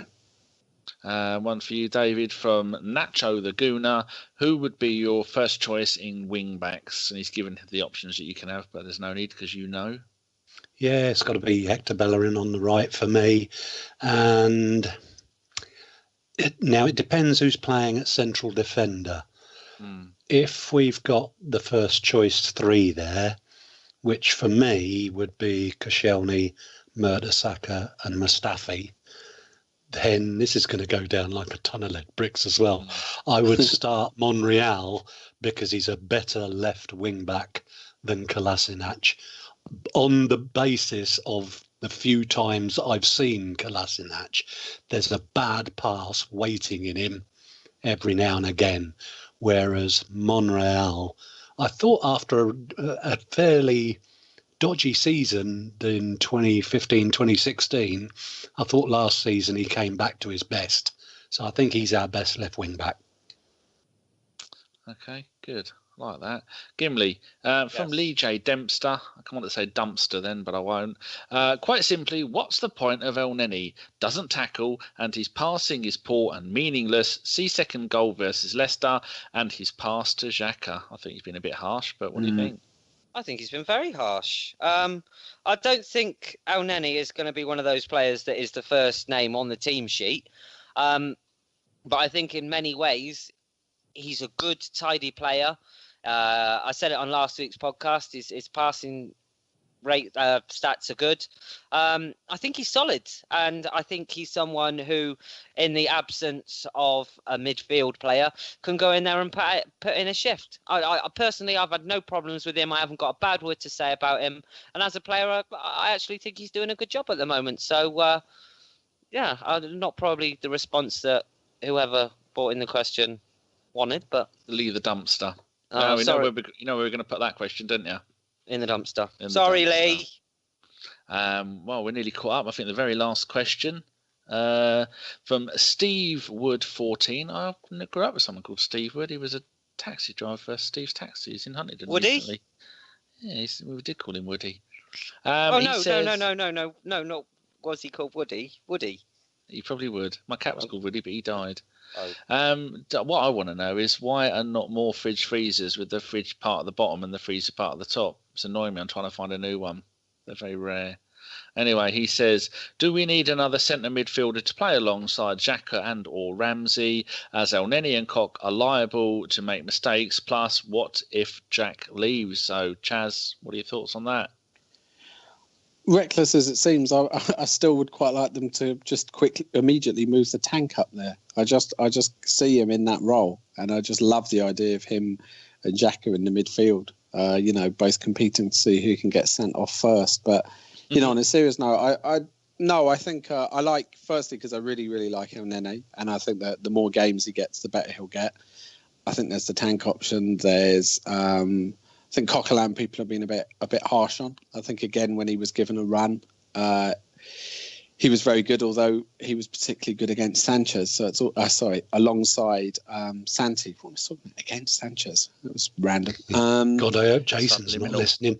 Yeah, I know. Yeah. So, I mean, look, if they bring in a new one and it works, I'll be very happy. I'm up for a new player in just about any position apart from Ozil's. I don't want Ozil usurped, but no, I don't think there's a gaping need there. No, David. No, I think I'd agree with that. Other than, again, I said something earlier, if we can buy better than what we've got, if we have that space to put another player, then yeah, I think midfield is probably an area where we need to strengthen more, or our options more, than, for example, that we've been talking about the centre of defence tonight. I think if you're going to get a third talking about a starting midfielder better than what you've got, that kind of, what do you do with Xhaka and Ramsey? And it kind of doesn't feel right. They've become a good pair, but tough one for me. I don't think we absolutely need to, but yeah, it would be a good place to slot someone in. That made no sense at all, did it? I did. I think my thoughts on that would be, if you're going to get someone of the Xhaka, Ramsey kind of quality, then they're not going to be happy being a substitute player and playing every now and then, like the Koch and El Neni are. Yeah, and exactly. They are both. We don't need to have our best players playing against the teams at the bottom of the league, do we? So those times, and when the others need a rest, they'll come on and they're perfectly adequate. So but then someone will tell you that the argument against that is that you are providing competition for your best players that perhaps isn't there at the moment, and I get that totally as well. Well, I think that's pretty good. But also, Danny, if you go and play someone like Huddersfield, you don't put out your best 11 and they beat you. It's people like idiots with YouTube channels that go out putting their dross and filth on the back of finding something to moan about, like not playing your best players against a team like Huddersfield, that give them the ammunition to go and fucking put their dross on the internet. Like so we do. No, because ours isn't hate-filled dross. Well, sometimes it is. And our listeners get that way. No, but our listeners are good, sensible people. They are. I mean, they're intelligent enough to tune into this every week, so... They do. Exactly. And in good numbers still. I think the last show had, I think we're still averaging 5,000 or 6,000, which isn't too bad. We need some money. If anyone's got any money they want to give us, we're minus £17 at the moment. So Gimli you can come and live with Gimli for a month for only £6. No, not £6. 60. All right, a fiver. No. Go and live with Davis for a fiver. David, what were you going to say? No doubt it's going to be something wise, better than the shit we're dribbling on about. Oh, I was just going to say I'll send you £17 on payday if it's that bad. Oh no, it's okay. No, you don't have to pay. We should pay you, not the other way around. Yeah, exactly. Cool. Inflicting me on people. Bless you. When we got billionaires like Raj, who is spending thousands of pounds a week on Ferrero Rocher, hopefully he might be on next week. On Ferrero Rocher. No, we don't. Oh, that'd be good. We don't get the talent to pay. We should be paying the talent. Yeah. Go on in, Gim. That's all the questions done. That's it. So it is. I guess the next bit is Stoke away predictions. I'm going to go first. 4-2 to the Arsenal. Lacazette, of course. Oh, look at Danny? you, cheeky monkey. You've 2-4, and then it's Lacazette. I'm going to go 3-0 Lacazette, only because they have got their best goalie back in goal again, and he's pretty good. So I was going to go 4-0, but they are an atrocious team. Okay. Chaz? 4-1 Arsenal, Xhaka. Wonderful. And David? I'm going to go with what I started the season with against Leicester. 3-1 Lacazette. Wonderful. Right. Shout out time, ladies and gentlemen. Or no ladies, just gentlemen. Kate can do it from downstairs. No, she can't. She's No. No, I think she's watching Say Yes to the Dress. Oh, I finally found someone. I put out a little question. Who wants my gentleman's nod? I said it's important. Do I like my custard hot or cold? You get that right, you get the nod. So I've had one wrong and one right. So who got it right? His name is Gar Fitz at GARFITZ #1. And he said, "You a cold man." And I certainly am. I love my puddings hot, but my custard cold. And stylish Xhaka got it wrong. He said, "Gotta be hot, Shirley Bizarrely." He can have a cheeky nod as well. So there you go. If you have hot custard, you are an animal. Wonderful. I'm going to go for Arsenal FC 1996. We all know who he is, and I think if you don't know who he is, then I think you should view his tweets. At the moment, what's he called? Arsene, ARSENE FC 1996, and at the moment he's doing a 5-part series from I think he's got 5 parts, and it's called the Never Forget series. And I would say it's actually tickled me a little bit this week. Danny, you've irked me, but that has tickled me. You've been irked and tickled? I've been irked and tickled. So, I see. He's asking the question about attention. You're not on the list of attention-seeking twats. That's good. Not? No, you've been good this season.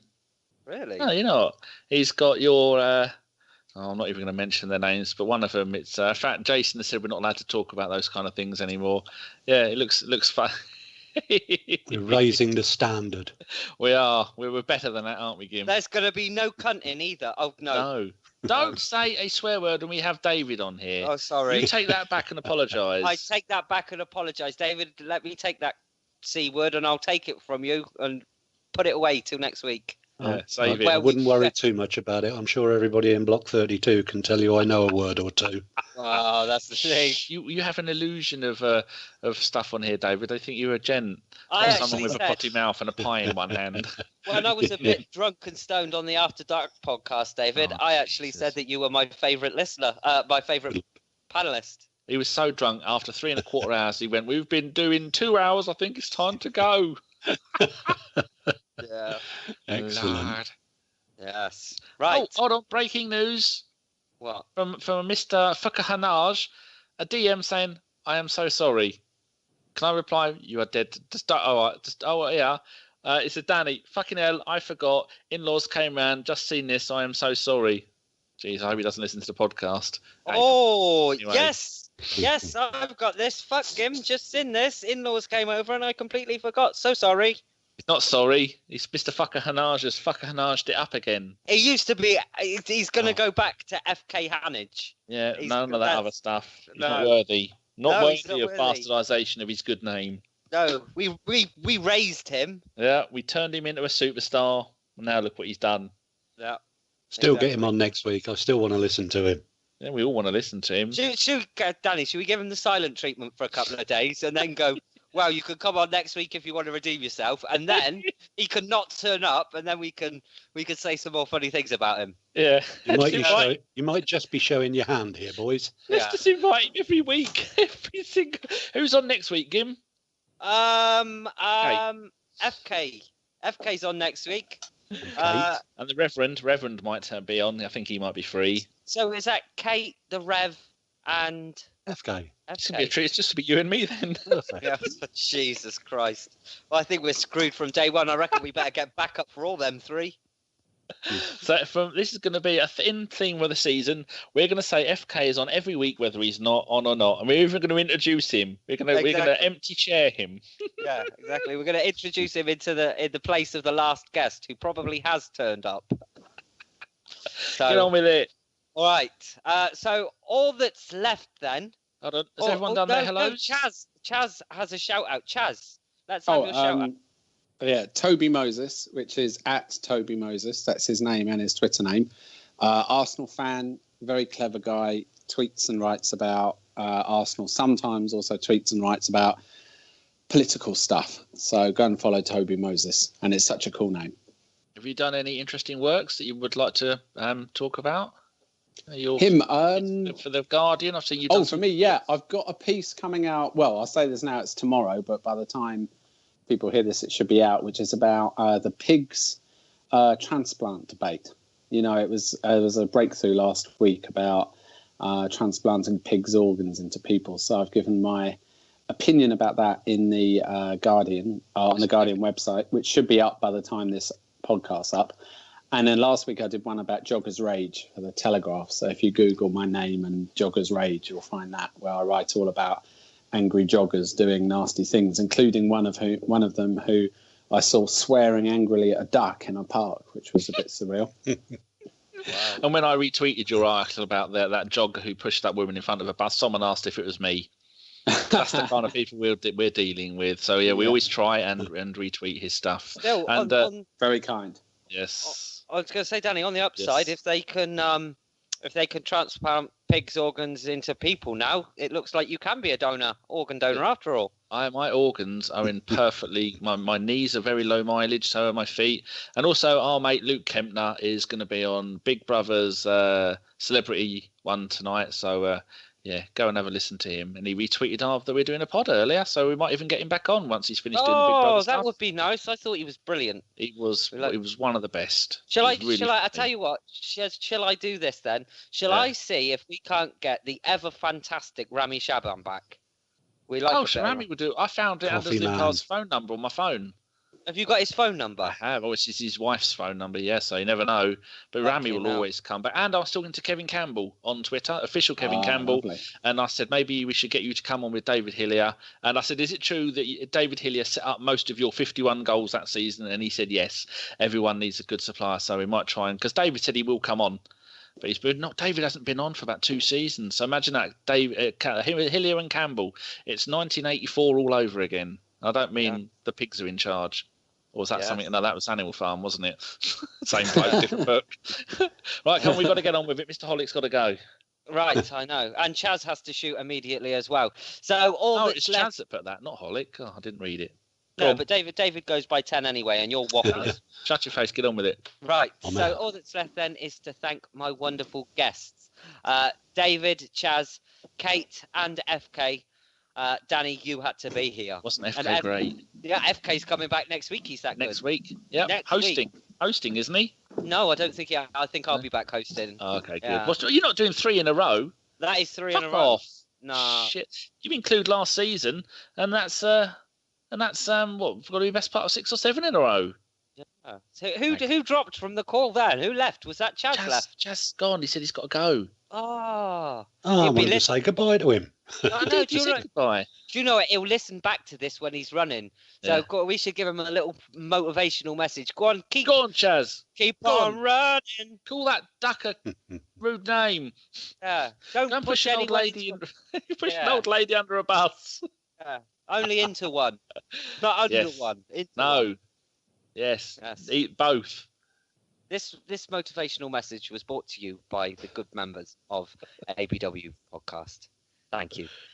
So that was a Bergkamp Wonderland podcast. Thank you so much for listening, and keep it FK. Good night. Cheeky monkeys. No cheeky monkeys. Hang on, we're supposed to do that the other way round. Oh shit.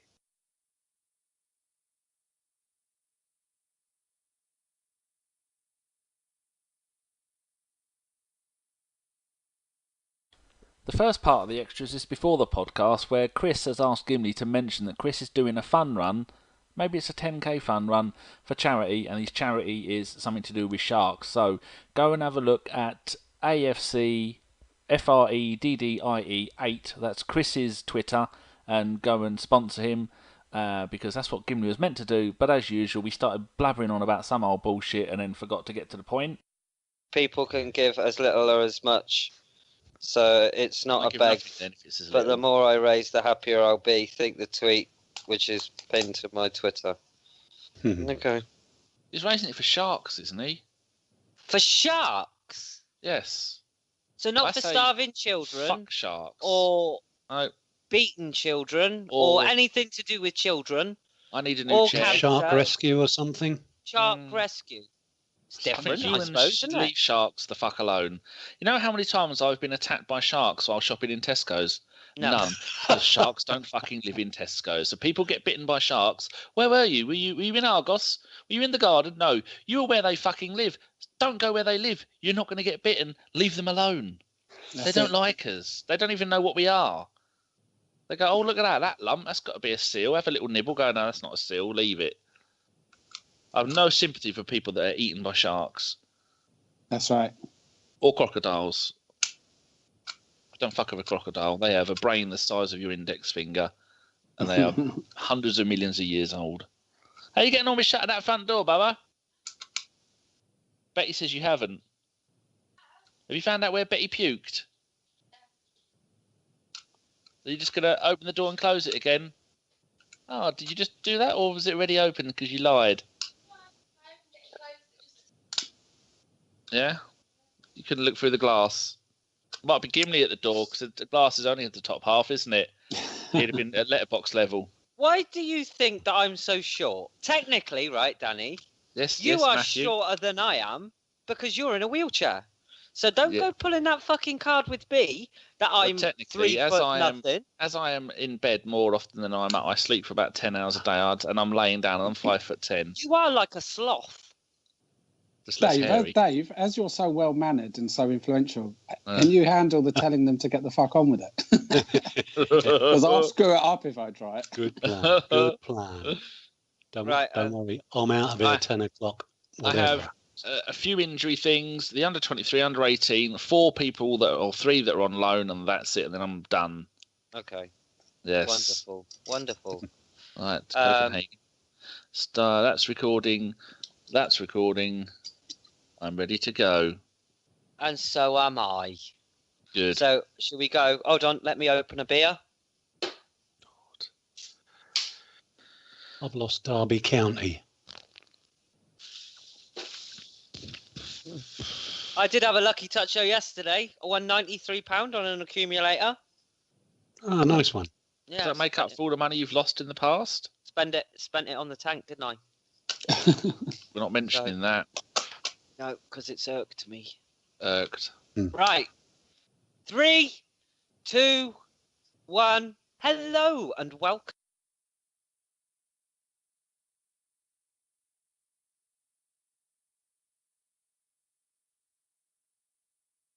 This is the second part of the extras, which is what happened after the podcast with me and Gimli just talking shit for 20 minutes. Yeah, not really going to learn anything listening to this, but here it is. Good luck. Hey! Cheeky monkeys. No cheeky monkeys? Hang on, we're supposed to do that the other way round. Oh, shit. Never mind. Gonna messed it up. I'm out of here. You're not going to tweet me in the extras. No, I'm not. There'll be none.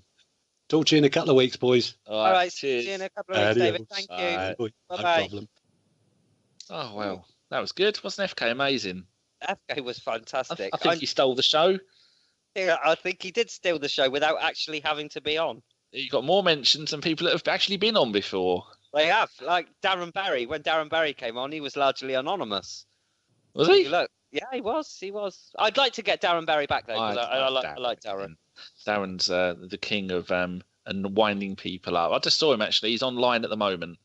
Actually, you should give him a call, see if he wants to come on. Give him a call right now. Yeah, give him now. Right now. Yeah, give him a call now. We could include this in the extras. That would be funny. I'm not gonna. Shall I just try adding him to the call? Yeah, just try adding him to the call. I'm not going to incriminate myself this week. Invite to group call. See what he says. Yeah, let's do it. We're going to invite that people. Could be a new part of the pod, couldn't it? The extras. Just invite random people on our list. Yeah, that's what we should do. Because I've got, Rafi Honigstein. He's always online when I'm doing the podcast. Oh, no, Next week, this segment of the podcast is brought to you by by fucking Rafi Honigstein. It's ringing. Was it ringing? It's not. So if he listens to this, he's going to get angry. Go, oh, bloody missed it. Should we add so much? Let's see who I've got on my list. Oh no, he hasn't answered it as me. Who else have we got? I've got David. Hold on. Let's have a look. Let's go into the old contacts. Oh no, the call's ended. I still got Matt Lucas on here, and he's online. He ain't gonna have any truck with it. Jimmy Slate, he's online. Let's get. I'll tell you what we should do. It's 10 o'clock. They'll all be putting their kids to bed. No, it's 8 minutes to 10. So what we should do, right, is obviously the joke's gone like with my fish tank. For people that are listening to this, you won't get that. And I don't know if Danny's going to include it, but we bought a fish tank and it was dropped outside the front of my house and now it has a hole in. I've not been in the best of moods. I'd say irked was a word to describe it. So that's that story. Ha ha, out the way. Let's invite someone. Let's do. Hold on, right. So contact list, Skype online, all. Yes.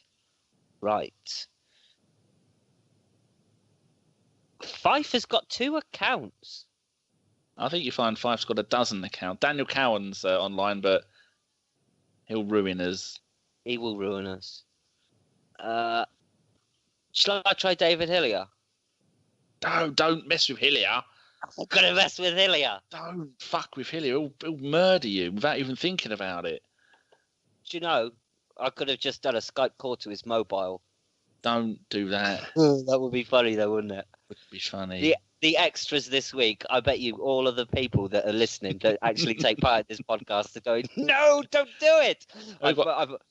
Akshay aren't there, but he's busy. There's only a few that are green. Alonso is there. Andrew Williams from Australia. This is my mate Charles from the USA. Chaz. Darren Money. Oh, Demonch.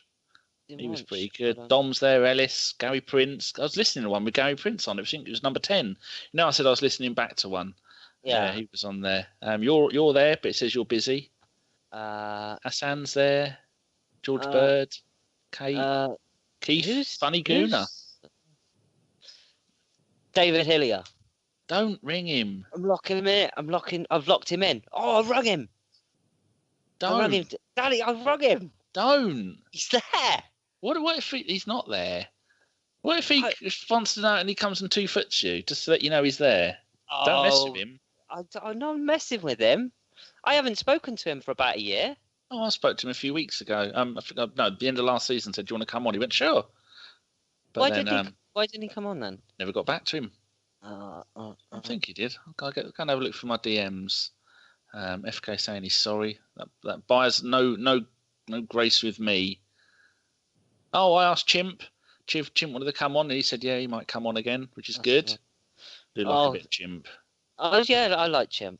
Yeah, very good talker. Add people to this call. David, no, I don't want to add David to this call. No. Not on this call. All people. Click the fucking button then. I don't want to add David to this call. No, don't. No, I wouldn't mess with David. I wouldn't mess with David. Because he'll kill you. Show all. With love. Right, Hillier ain't picking up. He said you weren't going to add him. Right, there we go. I spoke to him on the 19th of January. That's awful. Oh, it's been ages. Oh, who have I added there then? He said yes, he could make it. We gave him 4 dates. He said, I'll have a look. And we said to him, you can have the 26th of Jan, 2nd of February, 9th of February, 16th of February. If you're fancying them, let me know. He said, I'll have a look. I put okay. And that was the last I heard from him. Oh, drop him a message now, you're in. That's gone now. I'm not ending the extras without speaking to someone. No, I told Sean to turn her WhatsApp on. Didn't happen. No. I mean, turn on her Skype. She hasn't got it anymore.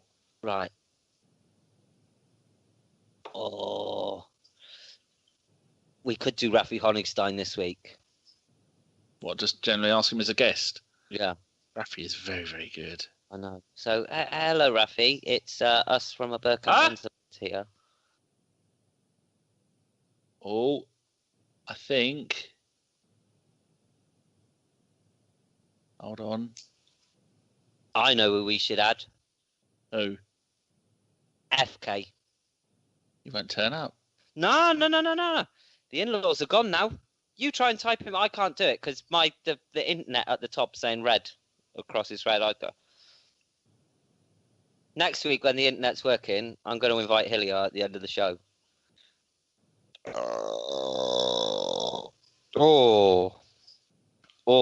Got terrible feedback. Oh, my angina. Right. Are you adding him? Am I adding who? FK. He's not online. Oh. Just me and Gimli. We're just looking for people to add to the thing for the extras. All right. How do I know people are online? You know what? Are they all green? There you go. That's you. Jeremy Labor. Do you remember him? Jeremy Labor. That name is familiar. Who was he? There's nobody.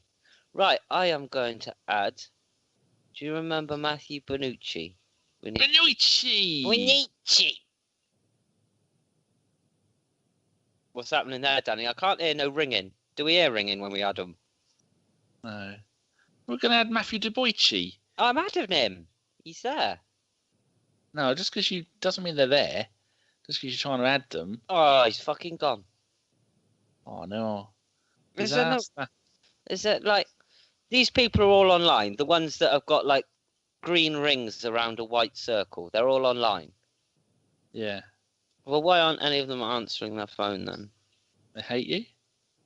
Could be. How about Tim Payton? Should we hit up Tim Payton? Definitely not. Can't mess with top talent like Tim. Oh, you can. We can't. That won't work. No, you can't mess with top talent. I've already called him.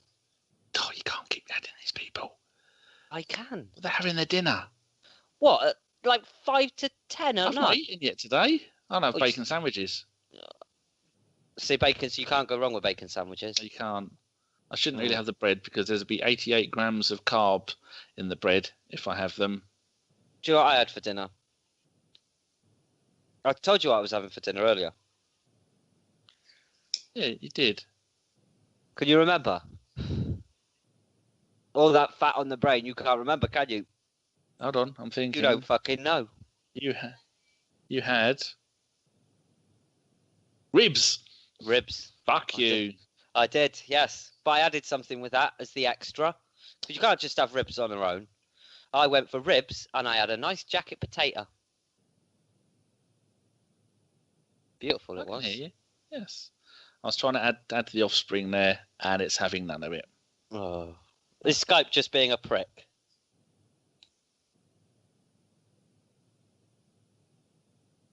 She says the internet is shit. You should do it on your 4G then. Oh, laptop. No. Need to slap her laptop. I've had red bars of signal on my Skype throughout the whole entire call. But the weather has been bad here. We need to try out something new. John was saying try out something called Discord, which apparently is a lot better. But we don't know. No, we don't know. Keep saying call failed. Well, there you go. What a wonderful ending to a very good show. What a shit ending to a terrible show. I know. I kind of feel like we should put the fish tank story back in now. I don't know if I recorded that, but yeah, I might. Oh, yeah. You were mean about a certain person that you might be partially related to. So I still leave that bit in? Oh. I know. Does she won't speak English? No, she's got a Welsh accent. I can't understand her. Oh, How do no. you fly? It's like when Jace comes on, I think we need subtitles. I don't know. Mark Blondell has tried to make sure that he wins the shout out by saying it could be anything. I'll say lukewarm. Sneaky that is. He's gone hot and cold. That's at Mark Bloendal. That's just greedy. He is. He's clever though. I think he is in. I think he's in Denmark. I know he's in one of that lot. Juggalo Guna has put cold custard. Nom nom nom. No, James Cooper has put hot, cold hot, custard is cold custard is wrong. It's wrong on every single level. Custard has to be served. No, you're going to irk me. I'm not. No, it's quite fitting that the podcast started on an irk and has ended on an equivalent irk, but with you. I'm going to go and message Dave Hillier.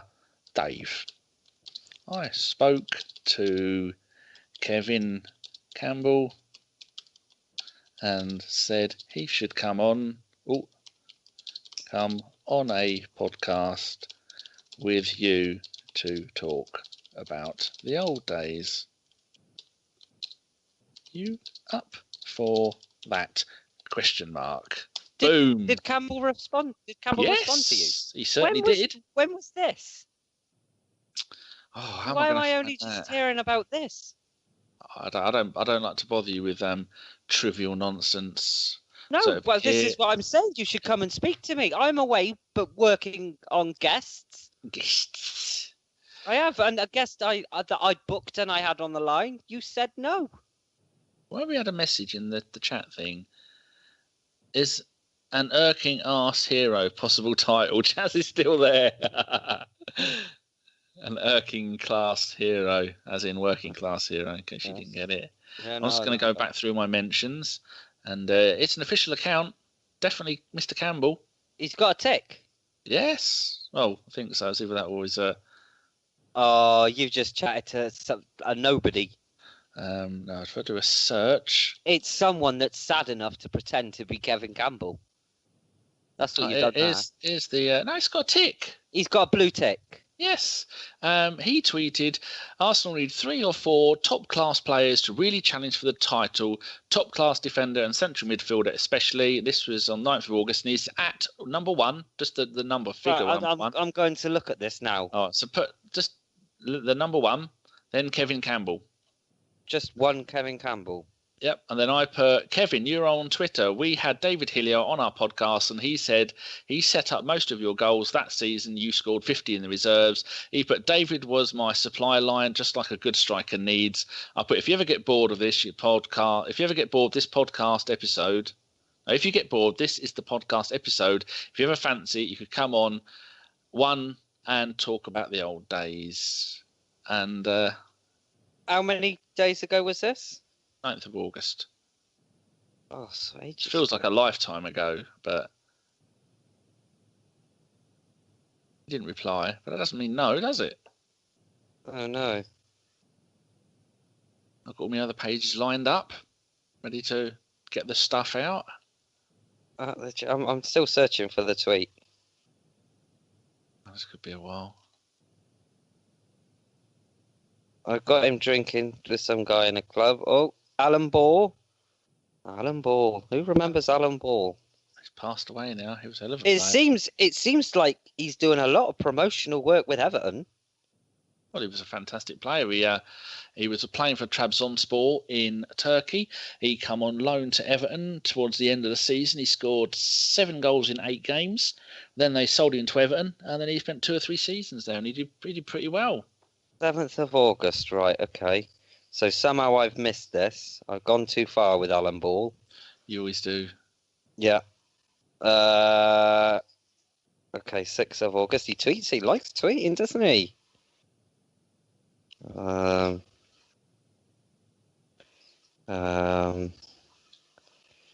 yes, I see. Yes. See me mingling with the stars. Oh, Kevin, you are on Twitter. We had Dave Hillier on our podcast, and he said he'd set up most of your... You know Ric Flair, the wrestler? Yeah. He's in a medically induced coma and going to go for surgery. Is he really? What's wrong with Ric Flair? Good. It's on TMZ, not TMZ. They fuck our language up. You notice they're still doing that thing of tweeting out. No, you don't have to tweet out. Where else are you going to fucking tweet it? Stop it.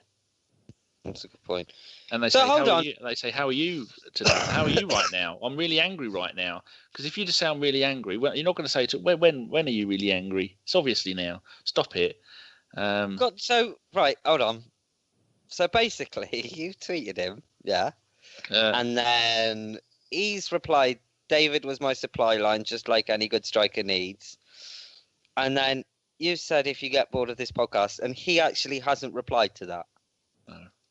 So the chances coming from I am the person that books the majority of the high-profile guests for this podcast. High-profile guests for this podcast. I could tell you now, Danny. That's a definite yes. No, it's not. Have I got it wrong? Yes. Have I read too much into the situation? I think you slightly misread this one, just because he replied. I believe it's pronounced humouring you. Well, is it so? When Rob Beckett replied to my picture of me naked in the bath, that wasn't a good thing. No, that was basically him. Stay away. Sending you a tweet saying, "Look, I know you people do not send naked pictures of each other in the bath when they first met. That's like women who sleep with blokes on a first date are normally quite sluggish. Are they? Yes. And so are the men. And the men, of course, the men. Yes. We understand that it's a two-way street. Usually. Two-way, yeah, usually. Yeah. But we're not going to go down that route. No.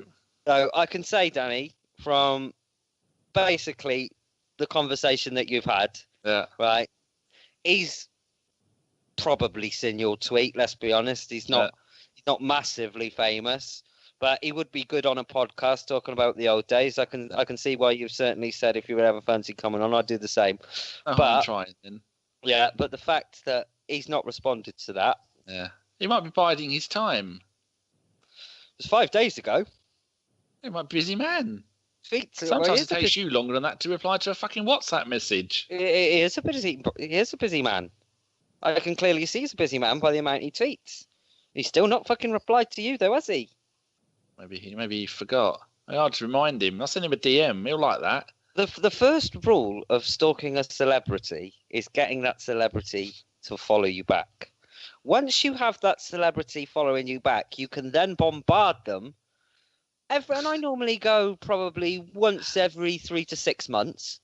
If I see that I've dropped a celebrity a message that follows, that's an Arsenal fan, I think would be good on the podcast, and they haven't responded to me, 3 to 6 months, I'll delete the previous message, send them another one. Occasionally you get a bite. You lull them into a false sense of security thinking you've left them alone. You certainly do. I've just seen that Reece Nelson goal.